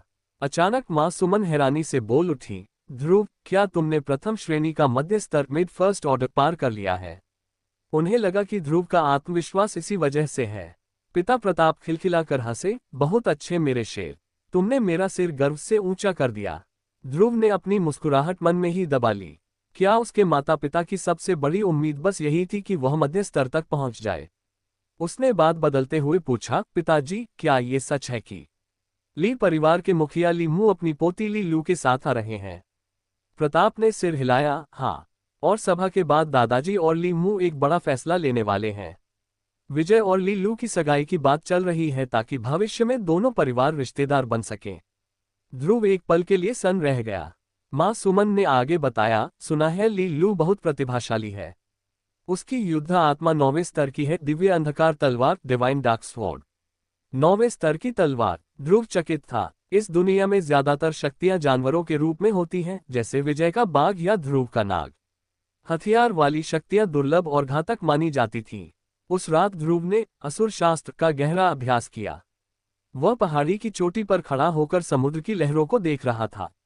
उसे विजय की फिक्र नहीं थी, बल्कि उसे अपनी युद्ध आत्मा के बारे में और जानना था। उसने तय किया कि वह जल्द से जल्द चौथी श्रेणी में पहुंचेगा ताकि उसे पुस्तकालय में जाने की अनुमति मिल सके, जहां वह अपनी शक्तियों का रहस्य जान पाए। अगली सुबह वार्षिक सभा का दिन आ गया। ध्रुव अपने माता पिता के साथ मुख्य दरबार की ओर बढ़ा। ये हॉल बहुत विशाल था, जहां हजारों लोग समा सकते थे। बीचों बीच एक ऊंचा अखाड़ा युद्ध मंच बना था और चारों ओर कुर्सियां लगी थीं।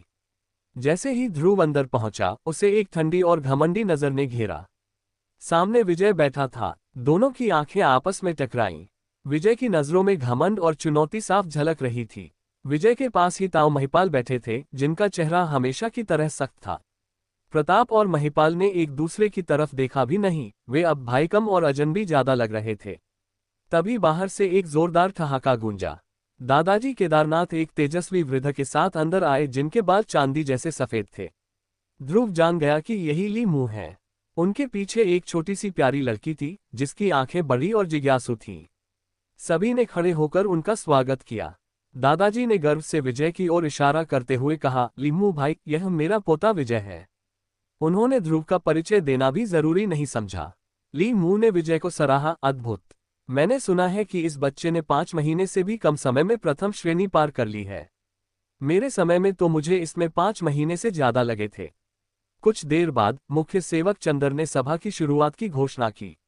नियम के मुताबिक सबसे पहले उन बच्चों को मंच पर आना था जिन्होंने इसी साल अपनी शक्तियां जागी थीं। सबकी नजरें विजय पर थीं। दादाजी ने प्रोत्साहन देते हुए कहा, विजय, जाओ और सबको दिखाओ कि तुम्हारी 5 महीने की मेहनत का क्या फल मिला है। जी दादाजी। विजय दहाड़ते हुए उठा और एक लंबी छलांग लगाकर सीधे मंच के बीचों बीच जा पहुंचा। मंच पर पहुंचते ही विजय ने अपनी पूरी ताकत लगा दी। उसके पीछे उसका 3 आंखों वाला काला बाघ प्रकट हुआ और एक भयानक दहाड़ गूंजी। प्रथम श्रेणी का शिखर स्तर पीक लेट फर्स्ट ऑर्डर।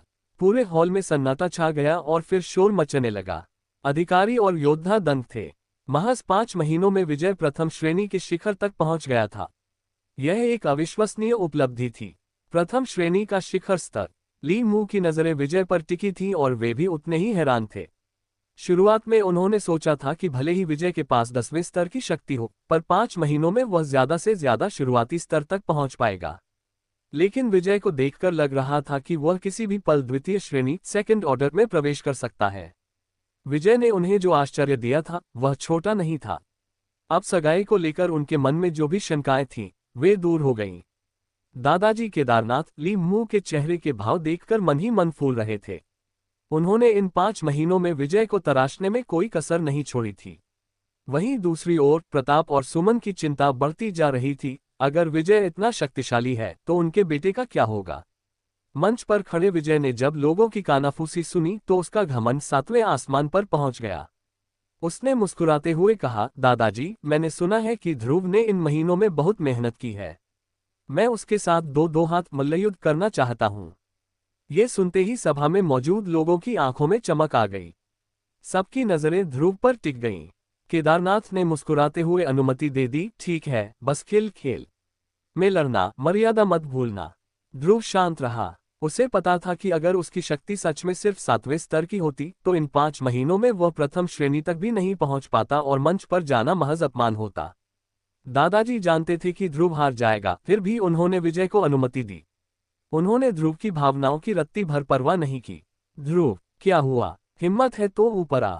फिक्र मत कर, मैं तुझे छूट दूंगा और अपने दोनों हाथों का इस्तेमाल नहीं करूंगा, विजय ने चिढ़ाते हुए कहा। प्रताप और सुमन ने डरते हुए ध्रुव को देखा, पर ध्रुव ने उन्हें शांत रहने का इशारा किया और धीरे से मंच पर चढ़ गया। विजय की आंखों में क्रूरता चमक रही थी। क्या अब तुझे पछतावा हो रहा है कि तूने उस दिन मेरे पैर पकड़कर माफी नहीं मांगी?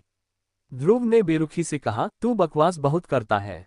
इससे पहले कि विजय पलटवार करता, ध्रुव दादाजी की ओर मुड़ा। दादाजी, नियम के मुताबिक इस मुकाबले के बीच में कोई बाहर वाला दखल नहीं दे सकता, है ना? केदारनाथ को सवाल का मकसद समझ नहीं आया, पर उन्होंने सिर हिलाया, हाँ, यही नियम है। ध्रुव वापस विजय की ओर मुड़ा और मुस्कुराते हुए बोला, अब मैं तुझे इतना मारूंगा कि तेरे बाप भी तुझे पहचान नहीं पाएंगे। पूरा हॉल सन्नाटे में डूब गया।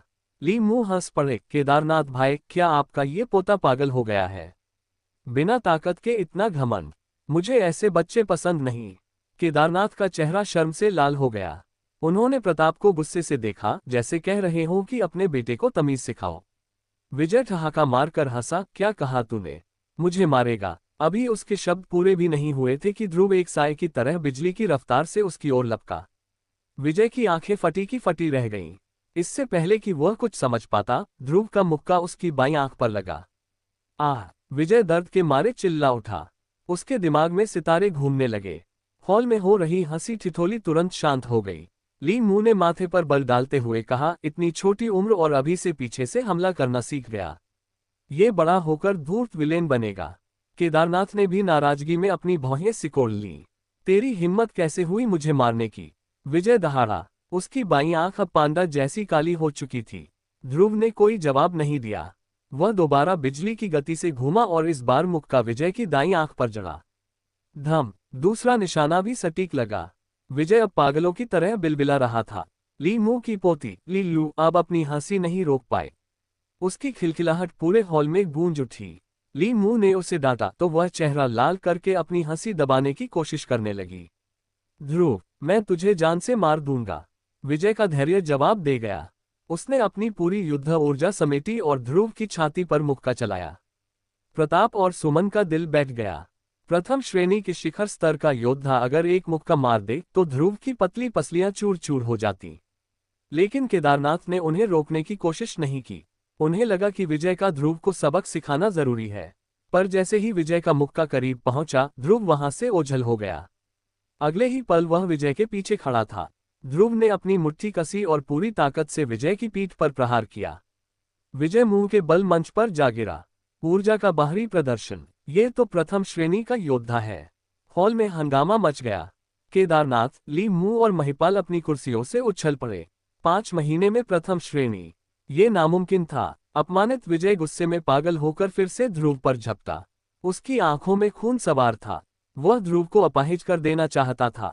ध्रुव की आंखों में बर्फ जैसी ठंडक थी। इस बार वह पीछे नहीं हटा।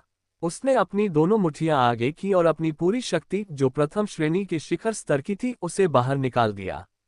चारों मुंह के आपस में टकराए। कड़ाक, एक भयानक आवाज गूंजी। विजय कई कदम पीछे लड़खड़ाया, जबकि ध्रुव ने चालाकी से पीछे हटने का नाटक किया। क्या ये कैसे हो सकता है? प्रथम श्रेणी का शिखर स्तर, पीक लेट फर्स्ट ऑर्डर। अधिकारी अपनी कुर्सियों से गिरते गिरते बचे। केदारनाथ और ली मुसन थे। प्रताप और सुमन तो अपनी आंखों पर यकीन ही नहीं कर पा रहे थे। क्या उनके बेटे ने उनसे भी अपनी असली ताकत छिपाकर रखी थी? प्रताप ने मन ही मन सोचा, इस शैतान बच्चे ने मुझे भी धोखे में रखा। मुझे लगा था कि वह सिर्फ मध्य स्तर पर है। प्रथम श्रेणी का शिखर स्तर। मां सुमन के चेहरे पर भी वही भाव थे जो प्रताप के थे, बस उनके चेहरे पर आश्चर्य से ज्यादा खुशी थी। मंच पर अपने बेटे को देख उनकी आंखें भर आईं। ये बच्चा भी ना। उनके चेहरे पर एक मुस्कान खिल गई। अब उन्हें समझ आया कि उनके बेटे के उस वादे का मतलब क्या था कि वह उन्हें कभी निराश नहीं होने देगा। तो उनका बेटा पहले ही प्रथम श्रेणी के शिखर तक पहुंच चुका था। कोई आश्चर्य नहीं कि वह इतना बेखौफ घूम रहा था। ध्रुव के वार से पीछे हटने के बाद विजय आखिरकार होश में आया और गुस्से में चिल्लाने लगा, नामुमकिन! ये हो ही नहीं सकता। यह मुमकिन नहीं है कि तू भी प्रथम श्रेणी के शिखर तक पहुंच गया। विजय के पास 10वें स्तर की शक्ति थी। वह भाग्य का धनी माना जाता था। उसने 1000 साल पुरानी दिव्य औषधि खाई थी और 5 महीने तक हाड़तोड़ मेहनत की थी, तब जाकर वह यहां पहुंचा था। लेकिन ध्रुव, उसके पास तो सिर्फ 7वें स्तर की मामूली शक्ति थी। दादाजी केदारनाथ और ताऊ महिपाल भी यही सोच रहे थे। तभी प्रताप दादाजी के पास गए और असलियत बताई। पिताजी, 4 महीने पहले ध्रुव को पीछे के पहाड़ की घाटी में सूर्यफल के 5 टुकड़े मिले थे। क्या सूर्यफल? केदारनाथ और अन्य लोग बुरी तरह चौंक गए। जी हाँ, ध्रुव ने 3 फल खाए और बाकी 2 फल उसने मुझे और सुमन को दे दिए। उसी की बदौलत आज मैं 6ठी श्रेणी 6th ऑर्डर के शिखर पर पहुंच गया हूं। प्रताप ने अपनी बढ़ी हुई शक्ति का प्रदर्शन करते हुए कहा। 3 सूर्य फल खाकर अभ्यास किया। केदारनाथ मंच पर खड़े ध्रुव को फटी आंखों से देखते रह गए। उनके पास कहने को शब्द नहीं थे। अब सबको ध्रुव की इस अविश्वसनीय तरक्की का असली कारण समझ आ गया था। 3 सूर्य फल, हर फल उस दिव्य घास के बराबर शक्तिशाली था जिसे मैंने विजय के लिए खरीदा था। केदारनाथ ने मन ही मन सोचा, अगर ये 3 फल ध्रुव के बजाय विजय को मिले होते तो वह अब तक दूसरी श्रेणी 2nd ऑर्डर में पहुंच गया होता। यहां तक कि ली मू को भी ध्रुव की किस्मत से जलन होने लगी। धीरे धीरे सब अपनी कुर्सियों पर वापस बैठ गए। मंच पर विजय जलन और नफरत से जल रहा था। उसने ध्रुव को घूरते हुए कहा, तो ये बात है, तेरी किस्मत अच्छी थी कि तुझे वो फल मिल गए और तू यहां तक पहुंच गया। ध्रुव ने मुस्कुराते हुए पलटवार किया, तो क्या तेरा यहां तक पहुंचना उस 1000 साल पुरानी घास का कमाल नहीं था? विजय शर्म से लाल हो गया और उसने बिना चेतावनी दिए ध्रुव पर हमला कर दिया। ध्रुव ने फुर्ती से उसके मुके को हवा में ही रोक दिया और फिर उछलकर विजय के पेट पर एक जोरदार लात जड़ी। विजय किसी पकी हुई मछली की तरह हवा में 7-8 फीट पीछे उड़ा और चिल्लाता हुआ सीधे मंच के नीचे जा गिरा। अपने पेट को पकड़कर विजय तड़पने लगा। उसे लगा जैसे उसके सारे अंग अपनी जगह से हिल गए हों। अत्यधिक दर्द के कारण उसकी आंखों से आंसू बहने लगे। ध्रुव मंच से नीचे उतरा और विजय के पास जाकर खड़ा हो गया। उसने तंज कसते हुए कहा, 5 महीने पहले तूने कहा था न कि तू सभा में मेरे दोनों हाथ तोड़ देगा। इतना कहते ही ध्रुव ने अपना पैर विजय के चेहरे पर रख दिया। विजय के मुंह से एक और चीख निकली, दोनों हाथ तोड़ना। मंच पर बैठे केदारनाथ ने हैरानी से महिपाल की ओर देखा। उन्हें इस धमकी के बारे में कुछ नहीं पता था। महिपाल ने अपने पिता की नजरों से बचने के लिए अपनी गर्दन झुका ली। तभी विजय की एक और चीख गूंजी। ध्रुव ने दूसरी लात उसके चेहरे पर मारी। केदारनाथ उसे रोकना चाहते थे, पर उन्हें ध्रुव का वह सवाल याद आ गया, क्या बीच में कोई दखल दे सकता है? केदारनाथ लाचार होकर चुप रह गए। अब उन्हें समझ आया कि उनके पोते ने वह सवाल क्यों पूछा था। ध्रुव ने कुल 3 बार विजय के चेहरे पर प्रहार किया, जिससे उसका सुंदर चेहरा अब सूजे हुए सुअर जैसा दिखने लगा था। अपने बेटे को पहचान में न आने वाली हालत में पिता देख महिपाल की मुठियां बिंच गईं और उनकी आंखों में गुस्सा भर आया। अचानक विजय किसी पागल जानवर की तरह दहाड़ा। उसके शरीर के चारों ओर युद्ध ऊर्जा अचानक तेज हो गई और एक अलग ही तरह की आभा निकलने लगी। इस अचानक बदलाव ने सबको हैरान कर दिया। महिपाल का गुस्सा तुरंत खुशी में बदल गया। विजय की शक्ति बढ़ गई है। वह आगे बढ़ गया। द्वितीय श्रेणी। ये द्वितीय श्रेणी सेकंड ऑर्डर की ऊर्जा है। खानदान के योद्धा चिल्ला उठे। द्वितीय श्रेणी। विजय अपमान के चरम पर पहुंचकर अचानक दूसरी श्रेणी का योद्धा बन गया था। प्रताप और सुमन के चेहरे पर फिर से चिंता की लकीरें खींच गईं। शाबाश, बहुत अच्छे। केदारनाथ खुशी से झूम उठे। सभा के बीच में शक्ति का बढ़ना एक अद्भुत चमत्कार था। ध्रुव कुछ कदम पीछे हटा और विजय को देख थोड़ा हैरान हुआ, पर उसके चेहरे पर डर का कोई निशान नहीं था। तो अब तुम दूसरी श्रेणी के योद्धा बन गए हो। विजय धीरे धीरे जमीन से उठा। उसकी आंखें खून की तरह लाल थीं। अपनी बढ़ी हुई शक्ति को महसूस करते हुए उसने दांत पीसकर कहा, अब मैं तुझे घुटनों पर बिठाकर अपने पैरों के अंगूठे चटवाऊंगा। सच में? ध्रुव ने बेरुखी से जवाब दिया। विजय दहाड़ते हुए बिजली की रफ्तार से ध्रुव के सामने आया। दूसरी श्रेणी में पहुंचते ही उसकी ताकत और गति कई गुना बढ़ गई थी। उसके दोनों मुक्कों से तेज ऊर्जा निकल रही थी। प्रताप और सुमन चिल्लाने ही वाले थे कि तभी ध्रुव ने अपने दोनों हाथ ऊपर उठाए। उसके चारों ओर युद्ध ऊर्जा का एक बवंडर उठा और वह सीधे विजय के मुक्कों से जा टकराया। धम! एक जोरदार धमाका हुआ और विजय एक बार फिर हवा में उड़ता हुआ पीछे जा गिरा। क्या ये नामुमकिन है? दूसरी श्रेणी। ध्रुव भी दूसरी श्रेणी का योद्धा है। जो अधिकारी अभी बैठे थे वे फिर से झटके से खड़े हो गए। उनकी आंखें फटी की फटी रह गईं।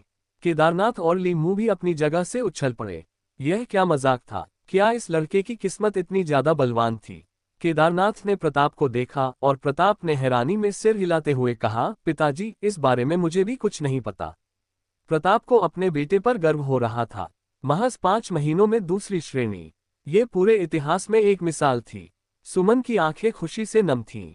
मंच पर विजय पागलों की तरह सिर हिलाते हुए चिल्ला रहा था, नहीं, ये सच नहीं हो सकता।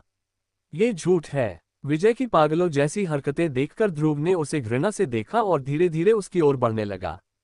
ध्रुव को अपनी ओर आता देख विजय, जो अब तक पागलों की तरह बड़बड़ा रहा था, अचानक शांत हो गया। उसकी आंखों में खौफ समा गया और वह अनजाने में ही पीछे हटने लगा। उसने हार मानने के लिए मुंह खोला ही था कि ध्रुव का मुक्का बिजली की रफ्तार से उसके चेहरे पर लगा। विजय कराह उठा और लड़खड़ाने लगा। ध्रुव ने इस मौके का पूरा फायदा उठाया और एक के बाद एक कई प्रहार किए। कुछ ही पलों में विजय इतना बदहवास हो गया कि उसे उत्तर दक्षिण का भी होश नहीं रहा। उसका चेहरा अब पहले से भी बड़े सूजे हुए सुअर जैसा हो गया था।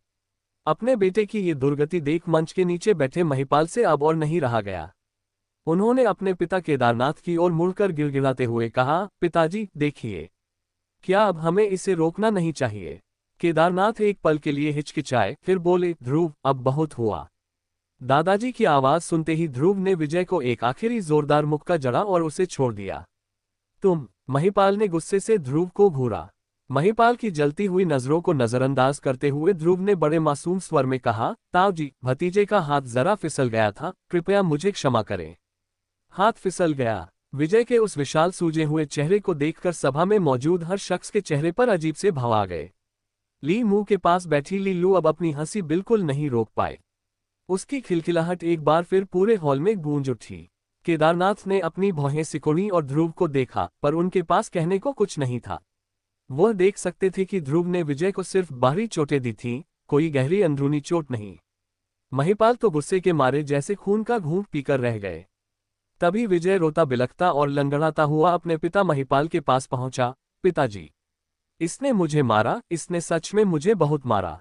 वह ध्रुव की ओर उंगली उठाकर बच्चों की तरह सुबकने लगा।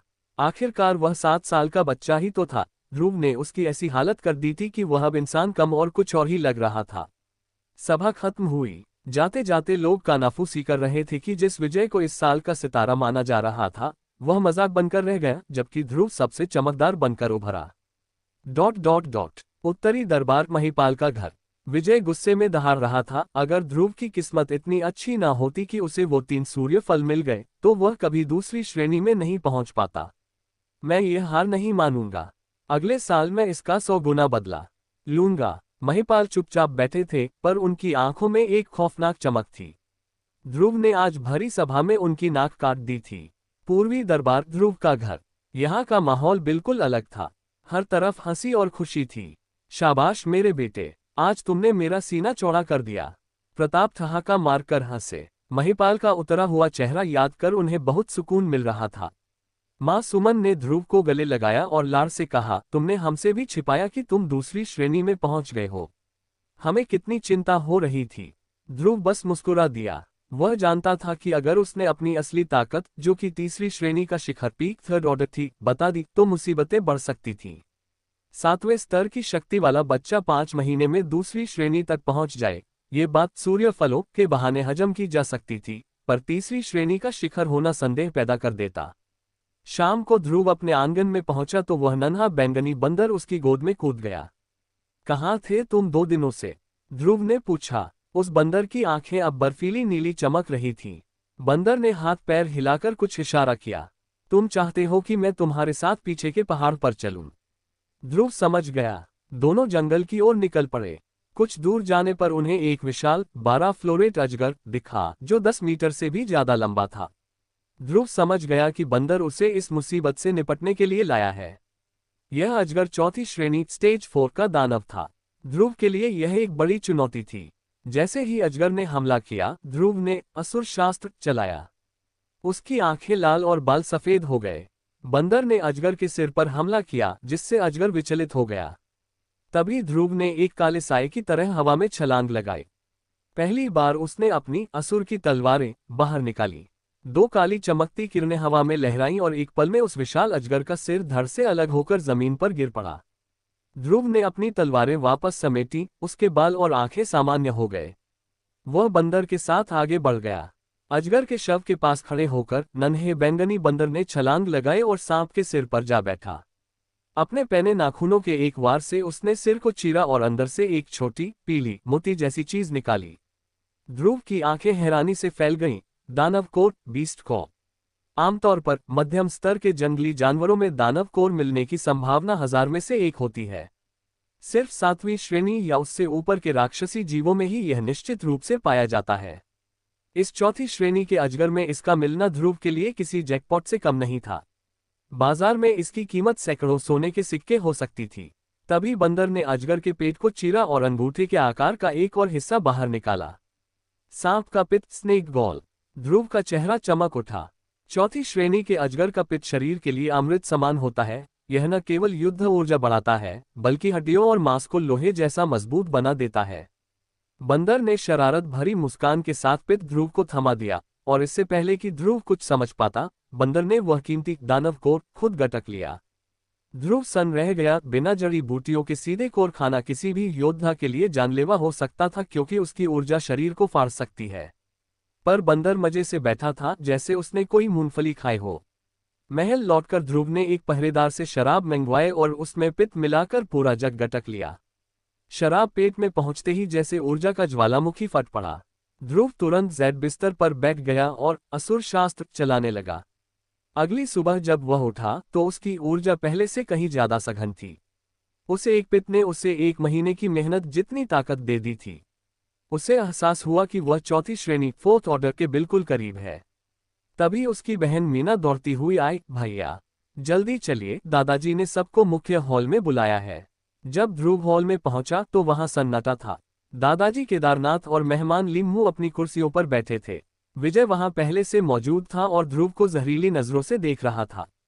दादाजी ने घोषणा की, आज मैंने आप सबको एक शुभ समाचार देने के लिए बुलाया है। भविष्य में हमारा खानदान और ली परिवार एक होने जा रहे हैं। हम विजय और ली लू की सगाई तय कर रहे हैं। विजय खुशी से झूम उठा। अधिकारियों ने बधाइयां देनी शुरू की, तभी एक मासूम मगर दृढ़ आवाज गूंजी, नहीं, मुझे यह मंजूर नहीं है। सब चौंक गए। यह आवाज लिम्मू की पोती ली लू की थी। उसने विजय की ओर नफरत से देखा और फिर अपनी उंगली ध्रुव की ओर उठाई। मुझे यह विजय पसंद नहीं है।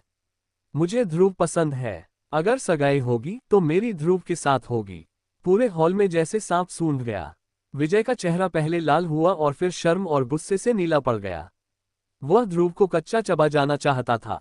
बकवास बंद करो लू एर, ली मू ने उसे डांटा। मैं सच कह रही हूँ दादाजी। ली लू ने जिद पकड़ ली। ध्रुव कितना कूल लग रहा था जब वह कल पिटाई कर रहा था।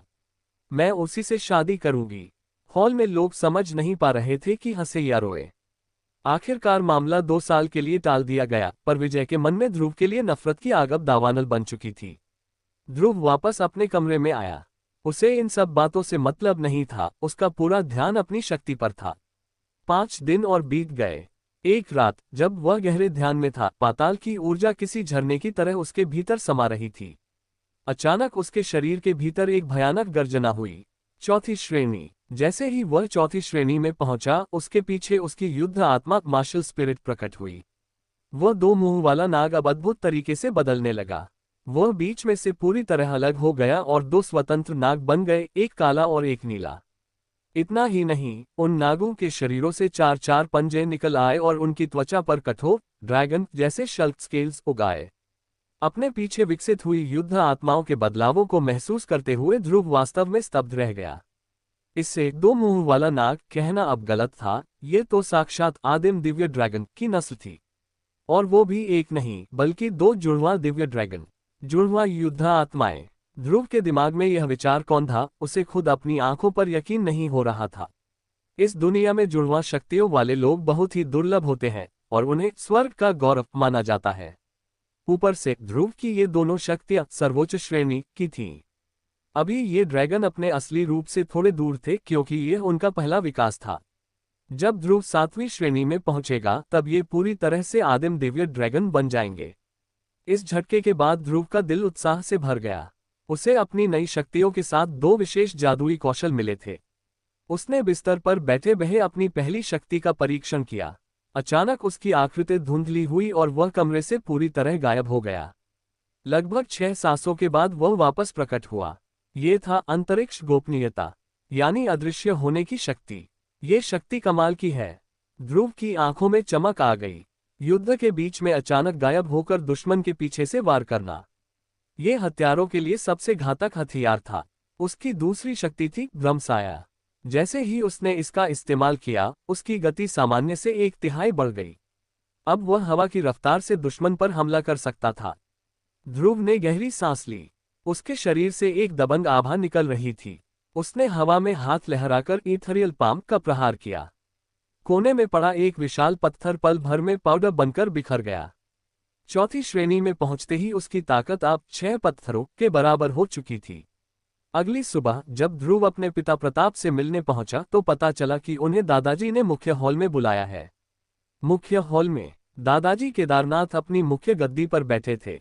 उन्होंने सबकी ओर देखते हुए घोषणा की, कल शक्ति कुंड खोला जाएगा और विजय को उसमें 1 महीने तक अभ्यास करने के लिए चुना गया है। ये सुनते ही हॉल में सन्नाटा छा गया। सब जानते थे कि नियम के मुताबिक सभा जीतने वाले को यह मौका मिलना चाहिए, और सभा ध्रुव ने जीती थी। प्रताप गुस्से में खड़े हो गए, पिताजी, ये सरासर अन्याय है। इस साल की सभा में ध्रुव ने विजय को हराया था, फिर शक्ति कुंड में जाने का हक विजय को क्यों दिया जा रहा है? केदारनाथ थोड़े शर्मिंदा हुए, पर उन्होंने अपना पक्ष रखा। ध्रुव की जीत महज एक इत्तेफाक थी। प्रतिभा के मामले में विजय उससे कहीं आगे है। ध्रुव तो सिर्फ उन फलों की वजह से जीता था। मेरा मतलब हमेशा से यही था कि सबसे प्रतिभाशाली शिष्य ही कुंड में जाएगा। प्रताप का गुस्सा 7वें आसमान पर पहुंच गया। बकवास। जब तक ध्रुव नहीं जीता था, तब तक ये नियम कहाँ था? ध्रुव के जीतते ही नियम बदल गया। तभी ताऊ महिपाल बोले, प्रताप, तुम दादाजी के फैसले पर सवाल उठाने वाले कौन होते हो? एक अधिकारी, जो महिपाल का चापलूस था, बोला, छोटे मालिक, ध्रुव की प्रतिभा विजय से कम है। उन्हें कुंड में भेजना कुंड की शक्ति को बर्बाद करना होगा। प्रताप ने उसे डपट दिया, अपना कुत्ता मुंह बंद रख। आखिरकार प्रताप ने हार मानते हुए दादाजी से कहा, ठीक है पिताजी, अगर आपको लगता है कि ध्रुव इत्तेफाक से जीता है, तो क्या होगा अगर अगले साल भी ध्रुव ही विजय को हरा दे? महिपाल ने चुनौती देते हुए कहा, ठीक है, अगर अगले साल भी ध्रुव जीतता है, तो मैं तुम्हें मुआवजे के तौर पर 100 युद्ध ऊर्जा गोलियां दूंगा और तुमसे माफी मांगूंगा। ठीक है, प्रताप ने महिपाल को घूरते हुए कहा, आज की कही बात याद रखना। इतना कहकर प्रताप बिना दादाजी को प्रणाम किए गुस्से में हॉल से बाहर निकल गए। महिपाल मन ही मन मुस्कुराया जब उसने प्रताप को मुड़कर जाते हुए देखा। उसे कतई विश्वास नहीं था कि ध्रुव को दोबारा वैसी कोई चमत्कारिक किस्मत मिलेगी, जो उसे अगले साल की वार्षिक सभा में उसके बेटे को फिर से हराने में मदद कर सके। इसलिए 100 युद्ध ऊर्जा गोलियों का मुआवजा देने की बात उसके लिए हवा में महल बनाने जैसी थी, पूरी तरह असंभव। मुख्य हॉल के अंदर अधिकारी चुपचाप एक दूसरे को देख रहे थे, किसी की भी बोलने की हिम्मत नहीं हुई। इस समय ध्रुव पूर्वी आंगन में इंतजार कर रहा था। वह अभी बैठा ही था कि प्रताप बहुत उदास और गुस्से में वापस लौटे। पिताजी, क्या हुआ? ध्रुव ने पूछा। सुमन भी अपनी कुर्सी से उठी और प्रताप की ओर बढ़ी। प्रताप को अपने बेटे को देखकर अपराधबोध महसूस हो रहा था, लेकिन वह बिना कुछ बोले सीधे हॉल में जाकर बैठ गए। उनका सिर झुका हुआ था और उनके दिल का गुस्सा शांत होने के बजाय और बढ़ता जा रहा था।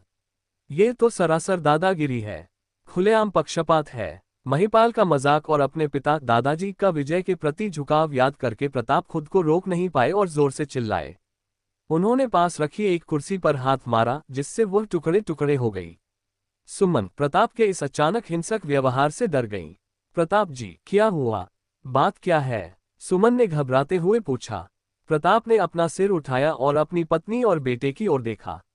उनके दिल का बोझ और बढ़ गया। आखिरकार प्रताप ने बताया कि मुख्य हॉल में क्या हुआ था। जब उन्होंने बताया कि दादाजी ने शक्ति कुंड स्पिरिट पूल में जाने का अधिकार ध्रुव के बजाय विजय को दे दिया है, तो उनका गुस्सा फिर से भड़क उठा। पिताजी बहुत पक्षपाती हैं। उनकी नजरों में सिर्फ विजय ही उनका पोता है। ये सुनकर सुमन की आंखें भी गुस्से से भर आईं। उन्होंने नाराजगी से कहा, क्या वे ध्रुव को अपना पोता नहीं समझते? ध्रुव ने कुछ नहीं कहा, पर वह मन ही मन हंसा। हालांकि उसने कुछ दिन पहले सभा में विजय को हराया था और अपनी शक्ति दिखाई थी, लेकिन ऐसा लगता था कि दादाजी को उसकी कोई परवाह नहीं थी। शायद दादाजी की नजरों में ध्रुव का योद्धा बनना महज एक इत्तेफाक था और उसकी तुलना विजय की फर्जी प्रतिभा से नहीं की जा सकती थी। और वह चौधरी अधिकारी हमारे ध्रुव को नीचा दिखाने की हिम्मत करता है। उसने यहां तक कह दिया कि अगर ध्रुव अंदर गया तो कुंड की शक्ति बर्बाद हो जाएगी। सुमन ने गुस्से में कहना जारी रखा, ये गुलाम, अगर महिपाल का हाथ इसके पीछे न होता तो इसकी इतनी हिम्मत नहीं होती। ध्रुव, मुझे माफ कर दो। प्रताप की आवाज अपराधबोध से भर गई। ये सब इसलिए है क्योंकि तुम्हारा पिता बेकार है। न केवल मैंने तुम्हारा मौका गंवा दिया, बल्कि वह मौका विजय को मिल गया। ध्रुव ने मुस्कुराते हुए सहजता से कहा, पिताजी, माँ, आप चिंता न करें। अगले साल की सभा में मैं विजय को इतना मारूंगा कि न केवल उसके पिता बल्कि दादाजी भी उसे पहचान नहीं पाएंगे। चूंकि दादाजी अपने लाडले पोते विजय को इतना प्यार करते हैं, तो यह 7वें स्तर वाला पोता उन्हें दिखाएगा कि उसकी किस्मत और मेहनत दिन ब दिन कितनी मजबूत होती जा रही है। सिर्फ अगले साल ही नहीं, वह हर साल विजय को एक सुपर पिग हेड में बदल देगा। प्रताप और सुमन को लगा कि उनका बेटा सिर्फ उन्हें सांत्वना देने के लिए ये सब कह रहा है। उनकी नजरों में ध्रुव की शक्ति कम थी और समय के साथ विजय उससे बहुत आगे निकल जाएगा। ध्रुव उनके चेहरे के भाव समझ गया। पिताजी, माँ, मैं कुछ समय के लिए पीछे के पहाड़ों में अभ्यास करना चाहता हूँ। वहां वह शांति से अपनी गुप्त विद्याओं एसुर टैक्टिक्स का अभ्यास कर सकता था, जिसे वह अभी किसी के सामने जाहिर नहीं करना चाहता था। नहीं, सुमन ने तुरंत मना कर दिया। प्रताप ने भी समझाया, ध्रुव, मुझे पता है तुम शांति से अभ्यास करना चाहते हो, पर तुम्हारी ताकत अभी कम है, वहां जाना खतरनाक है। ध्रुव जानता था कि वे उसे 7 साल का बच्चा ही समझते हैं। अगर मैं अगले साल विजय को फिर से हरा दूं तो? ध्रुव ने अपनी आखिरी शर्त रखी। प्रताप ने सोच विचार कर कहा, ठीक है। अगर तुम अगले साल भी विजय को हरा देते हो तो मैं तुम्हें पहाड़ों में अभ्यास करने की अनुमति दे दूंगा। मंजूर है। ध्रुव मान गया। वहीं दूसरी ओर उत्तरी दरबार में विजय बहुत खुश था। दादाजी वाकई समझदार हैं, उन्हें पता है कि उस लड़के को कुंड में भेजना बर्बादी है। महिपाल भी खुश थे।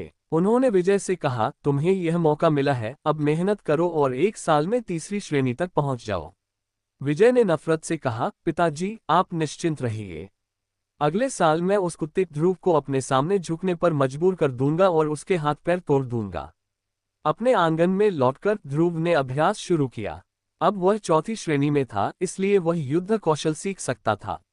उसने अपनी असुर की तलवारें निकाली। कागज पर लिखी पहली कला का नाम था असुर तलवार कला। पहली चाल, नरक का बवंडर। नरक का बवंडर टेम्पेस्ट ऑफ हेल के वे 2 चक्रवात ज्यादा देर तक नहीं टिक पाए। वे आंगन के घेरे में बस एक सांस के समय के लिए घूमे और फिर ओझल हो गए। पहले प्रयास के बाद ध्रुव ने दोबारा तलवारें नहीं चलाईं, बल्कि अपनी आंखों को बंद कर उस हलचल को महसूस किया। उसने अपने दिमाग में उन चक्रवातों की गति को दोबारा दोहराया। आधे घंटे बाद ध्रुव की तलवारें फिर से घूमी। इस बार 18 किरणों के साथ 2 चक्रवात बने, जो पहले से 2 गुने बड़े थे। वह बार बार यही प्रक्रिया दोहराता रहा। हर बार प्रहार करने के बाद वह एक मूर्ति की तरह खड़ा हो जाता और उस चाल के सार को समझने की कोशिश करता। सुबह से दोपहर हुई और फिर शाम। जब सूरज की आखिरी किरणें ओझल होने को थीं, ध्रुव के हाथों में मौजूद काली तलवारें बिजली की तरह घूमीं। नरक के बवंडर से निकलने वाली हवाओं में ऐसी आवाज थी जैसे नरक से कोई रूह चिल्ला रही हो। इस बार उसका बवंडर 5 सांसों तक टिका रहा।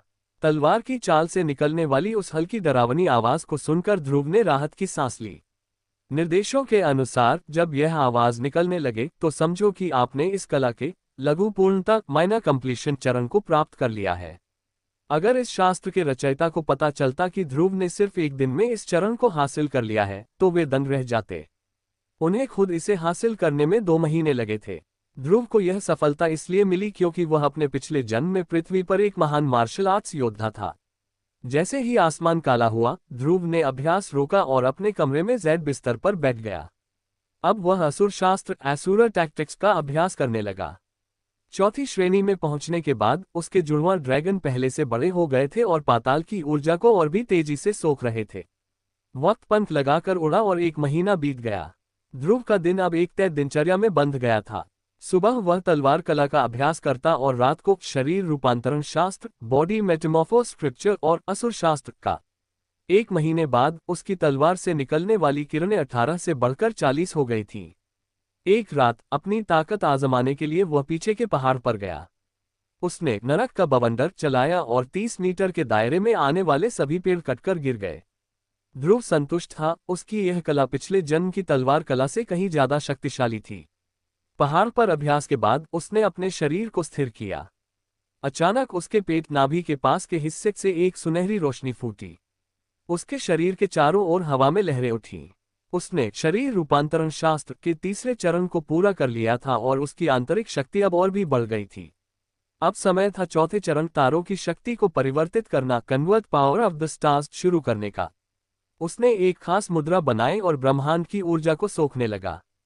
अगली सुबह जब वह घर लौटा तो उसने देखा कि उसके माता पिता बहुत परेशान हैं। क्या बात है पिताजी? ध्रुव ने पूछा। विजय शक्ति कुंड स्पिरिट पूल से बाहर आ गया है। प्रताप की आवाज में कमजोरी थी। मैंने सुना है कि वह दूसरी श्रेणी के शिखर पीक 2nd ऑर्डर तक पहुंच गया है। ध्रुव ने मन ही मन कटाक्ष किया। शक्ति कुंड में 1 महीना बिताने के बाद बस इतना ही। पिताजी, माँ, आप अगले साल की सभा की चिंता न करें, ध्रुव ने आत्मविश्वास से कहा। सच तो यह है कि मैं भी दूसरी श्रेणी के शिखर पर पहुंच चुका हूं। ये कहते ही ध्रुव ने अपनी युद्ध ऊर्जा बैटल चीक बाहर निकाली। प्रताप और सुमन हक्के बक्के रह गए। ध्रुव, ये कैसे? प्रताप ने अपने बेटे को घूरते हुए पूछा। उन्हें लगा कि उनके बेटे को फिर से कोई चमत्कारिक जड़ी बूटी मिल गई है। हंसते हुए ध्रुव ने कहा, इस बारे में आप कुछ न पूछे तो ही बेहतर है। माता पिता ने एक दूसरे को देखा। उन्हें समझ आ गया कि उनके बेटे के पास कई रहस्य हैं और उन्होंने उसे और ज्यादा परेशान न करने का फैसला किया। ठीक है ध्रुव, प्रताप ने उसे प्रोत्साहित करते हुए कहा, अगर तुम साल के अंत तक 3री श्रेणी 3rd ऑर्डर में पहुंच गए तो भले ही तुम विजय को न हरा पाओ, मैं तुम्हें पहाड़ों में अभ्यास करने की इजाजत दे दूंगा। तो साल के अंत तक मुझे बस 3री श्रेणी 3rd ऑर्डर तक पहुंचना है। प्रताप की बात सुनकर ध्रुव के चेहरे पर एक अजीब सा भाव आ गया। जब प्रताप ने ध्रुव के चेहरे के भाव देखे तो उन्हें लगा कि शायद ध्रुव को यह लक्ष्य बहुत कठिन लग रहा है। उन्होंने नरमी से कहा, सच कहूं तो बेटा, मैं और तुम्हारी मां समझते हैं कि साल के अंत तक 3री श्रेणी तक पहुंचना मुश्किल है, इसलिए खुद पर ज्यादा दबाव मत डालना। प्रताप एक पल के लिए हिचकिचाए, फिर बोले, अगर तुम साल के अंत तक दूसरी श्रेणी के शिखर पीक लेट 2nd ऑर्डर तक भी पहुंच जाओ तो भी काफी है। दूसरी श्रेणी का शिखर? ध्रुव का चेहरा और भी अजीब हो गया। हाँ ध्रुव, और अगर तुम शिखर तक न भी पहुंच पाओ, बस उसके आसपास भी पहुंच जाओ तो भी हमें बहुत खुशी होगी। इस बार मां सुमन बोली। ध्रुव के पास कहने को शब्द नहीं थे, वह मन ही मन मुस्कुरा कर रह गया। 3री श्रेणी, दूसरी श्रेणी का शिखर। पिताजी, मां, मैं वापस अपने आंगन में जा रहा हूं। ध्रुव अपनी कुर्सी से उठते हुए बोला। उसे डर था कि कहीं उसके माता पिता अपनी उम्मीदें और कम न कर दें। अगर ऐसा हुआ तो शायद वह खुद को रोक नहीं पाएगा और अपनी असली ताकत, जो कि 4थी श्रेणी का शिखर पीक अर्ली 4th ऑर्डर थी, सबके सामने जाहिर कर देगा। अरे ध्रुव, सुनो। जब ध्रुव जाने वाला था तो प्रताप को कुछ याद आया। कुछ दिनों बाद ली परिवार के मुखिया ली मू का 80वां जन्मदिन है। उन्होंने हमारे खानदान को दावत पर बुलाया है। उनकी पोती ने जिद की है कि तुम्हें वहां जरूर आना चाहिए। उसने जिद की है कि मैं जाऊं। ध्रुव हैरान था, क्या वह छोटी लड़की सच में उसे पसंद करने लगी थी, सिर्फ इसलिए क्योंकि सभा में विजय को पीटते समय वह बहुत कूल लग रहा था। पिताजी, माँ, क्या मेरा जाना जरूरी है? ध्रुव ने दबे स्वर में पूछा।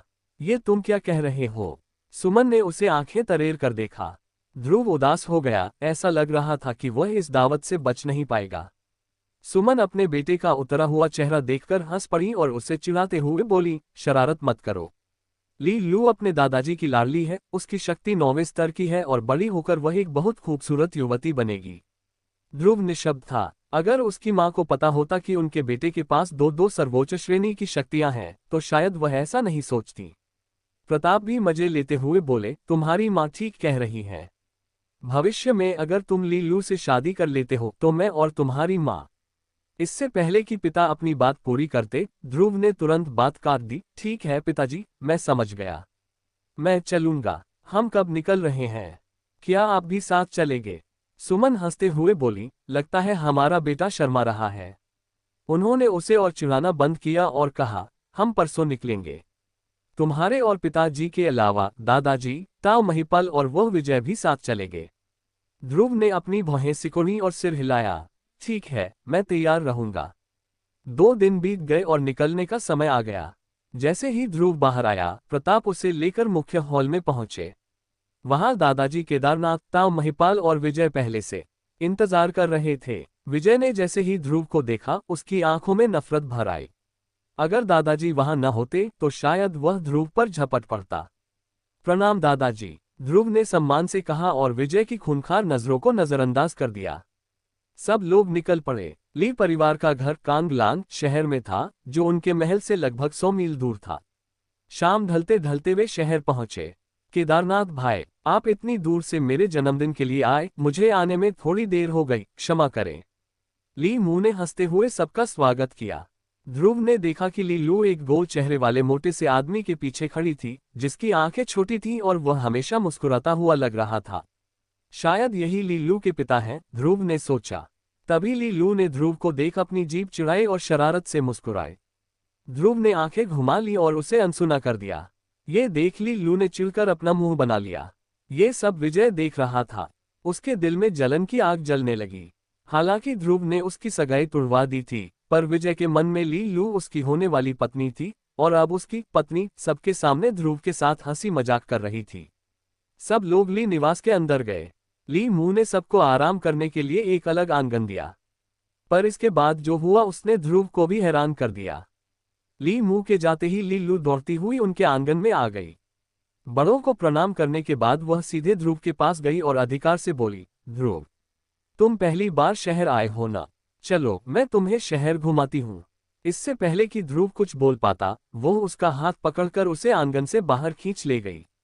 विजय खौलती हुई नजरों से ली लू को ध्रुव का हाथ पकड़े जाते हुए देखता रहा। उसका चेहरा गुस्से से काला पड़ गया था। महिपाल का चेहरा भी कुछ अच्छा नहीं लग रहा था। दादाजी केदारनाथ चुप थे, उन्हें समझ नहीं आ रहा था कि क्या कहें, पर प्रताप का दिल खुशी से झूम रहा था।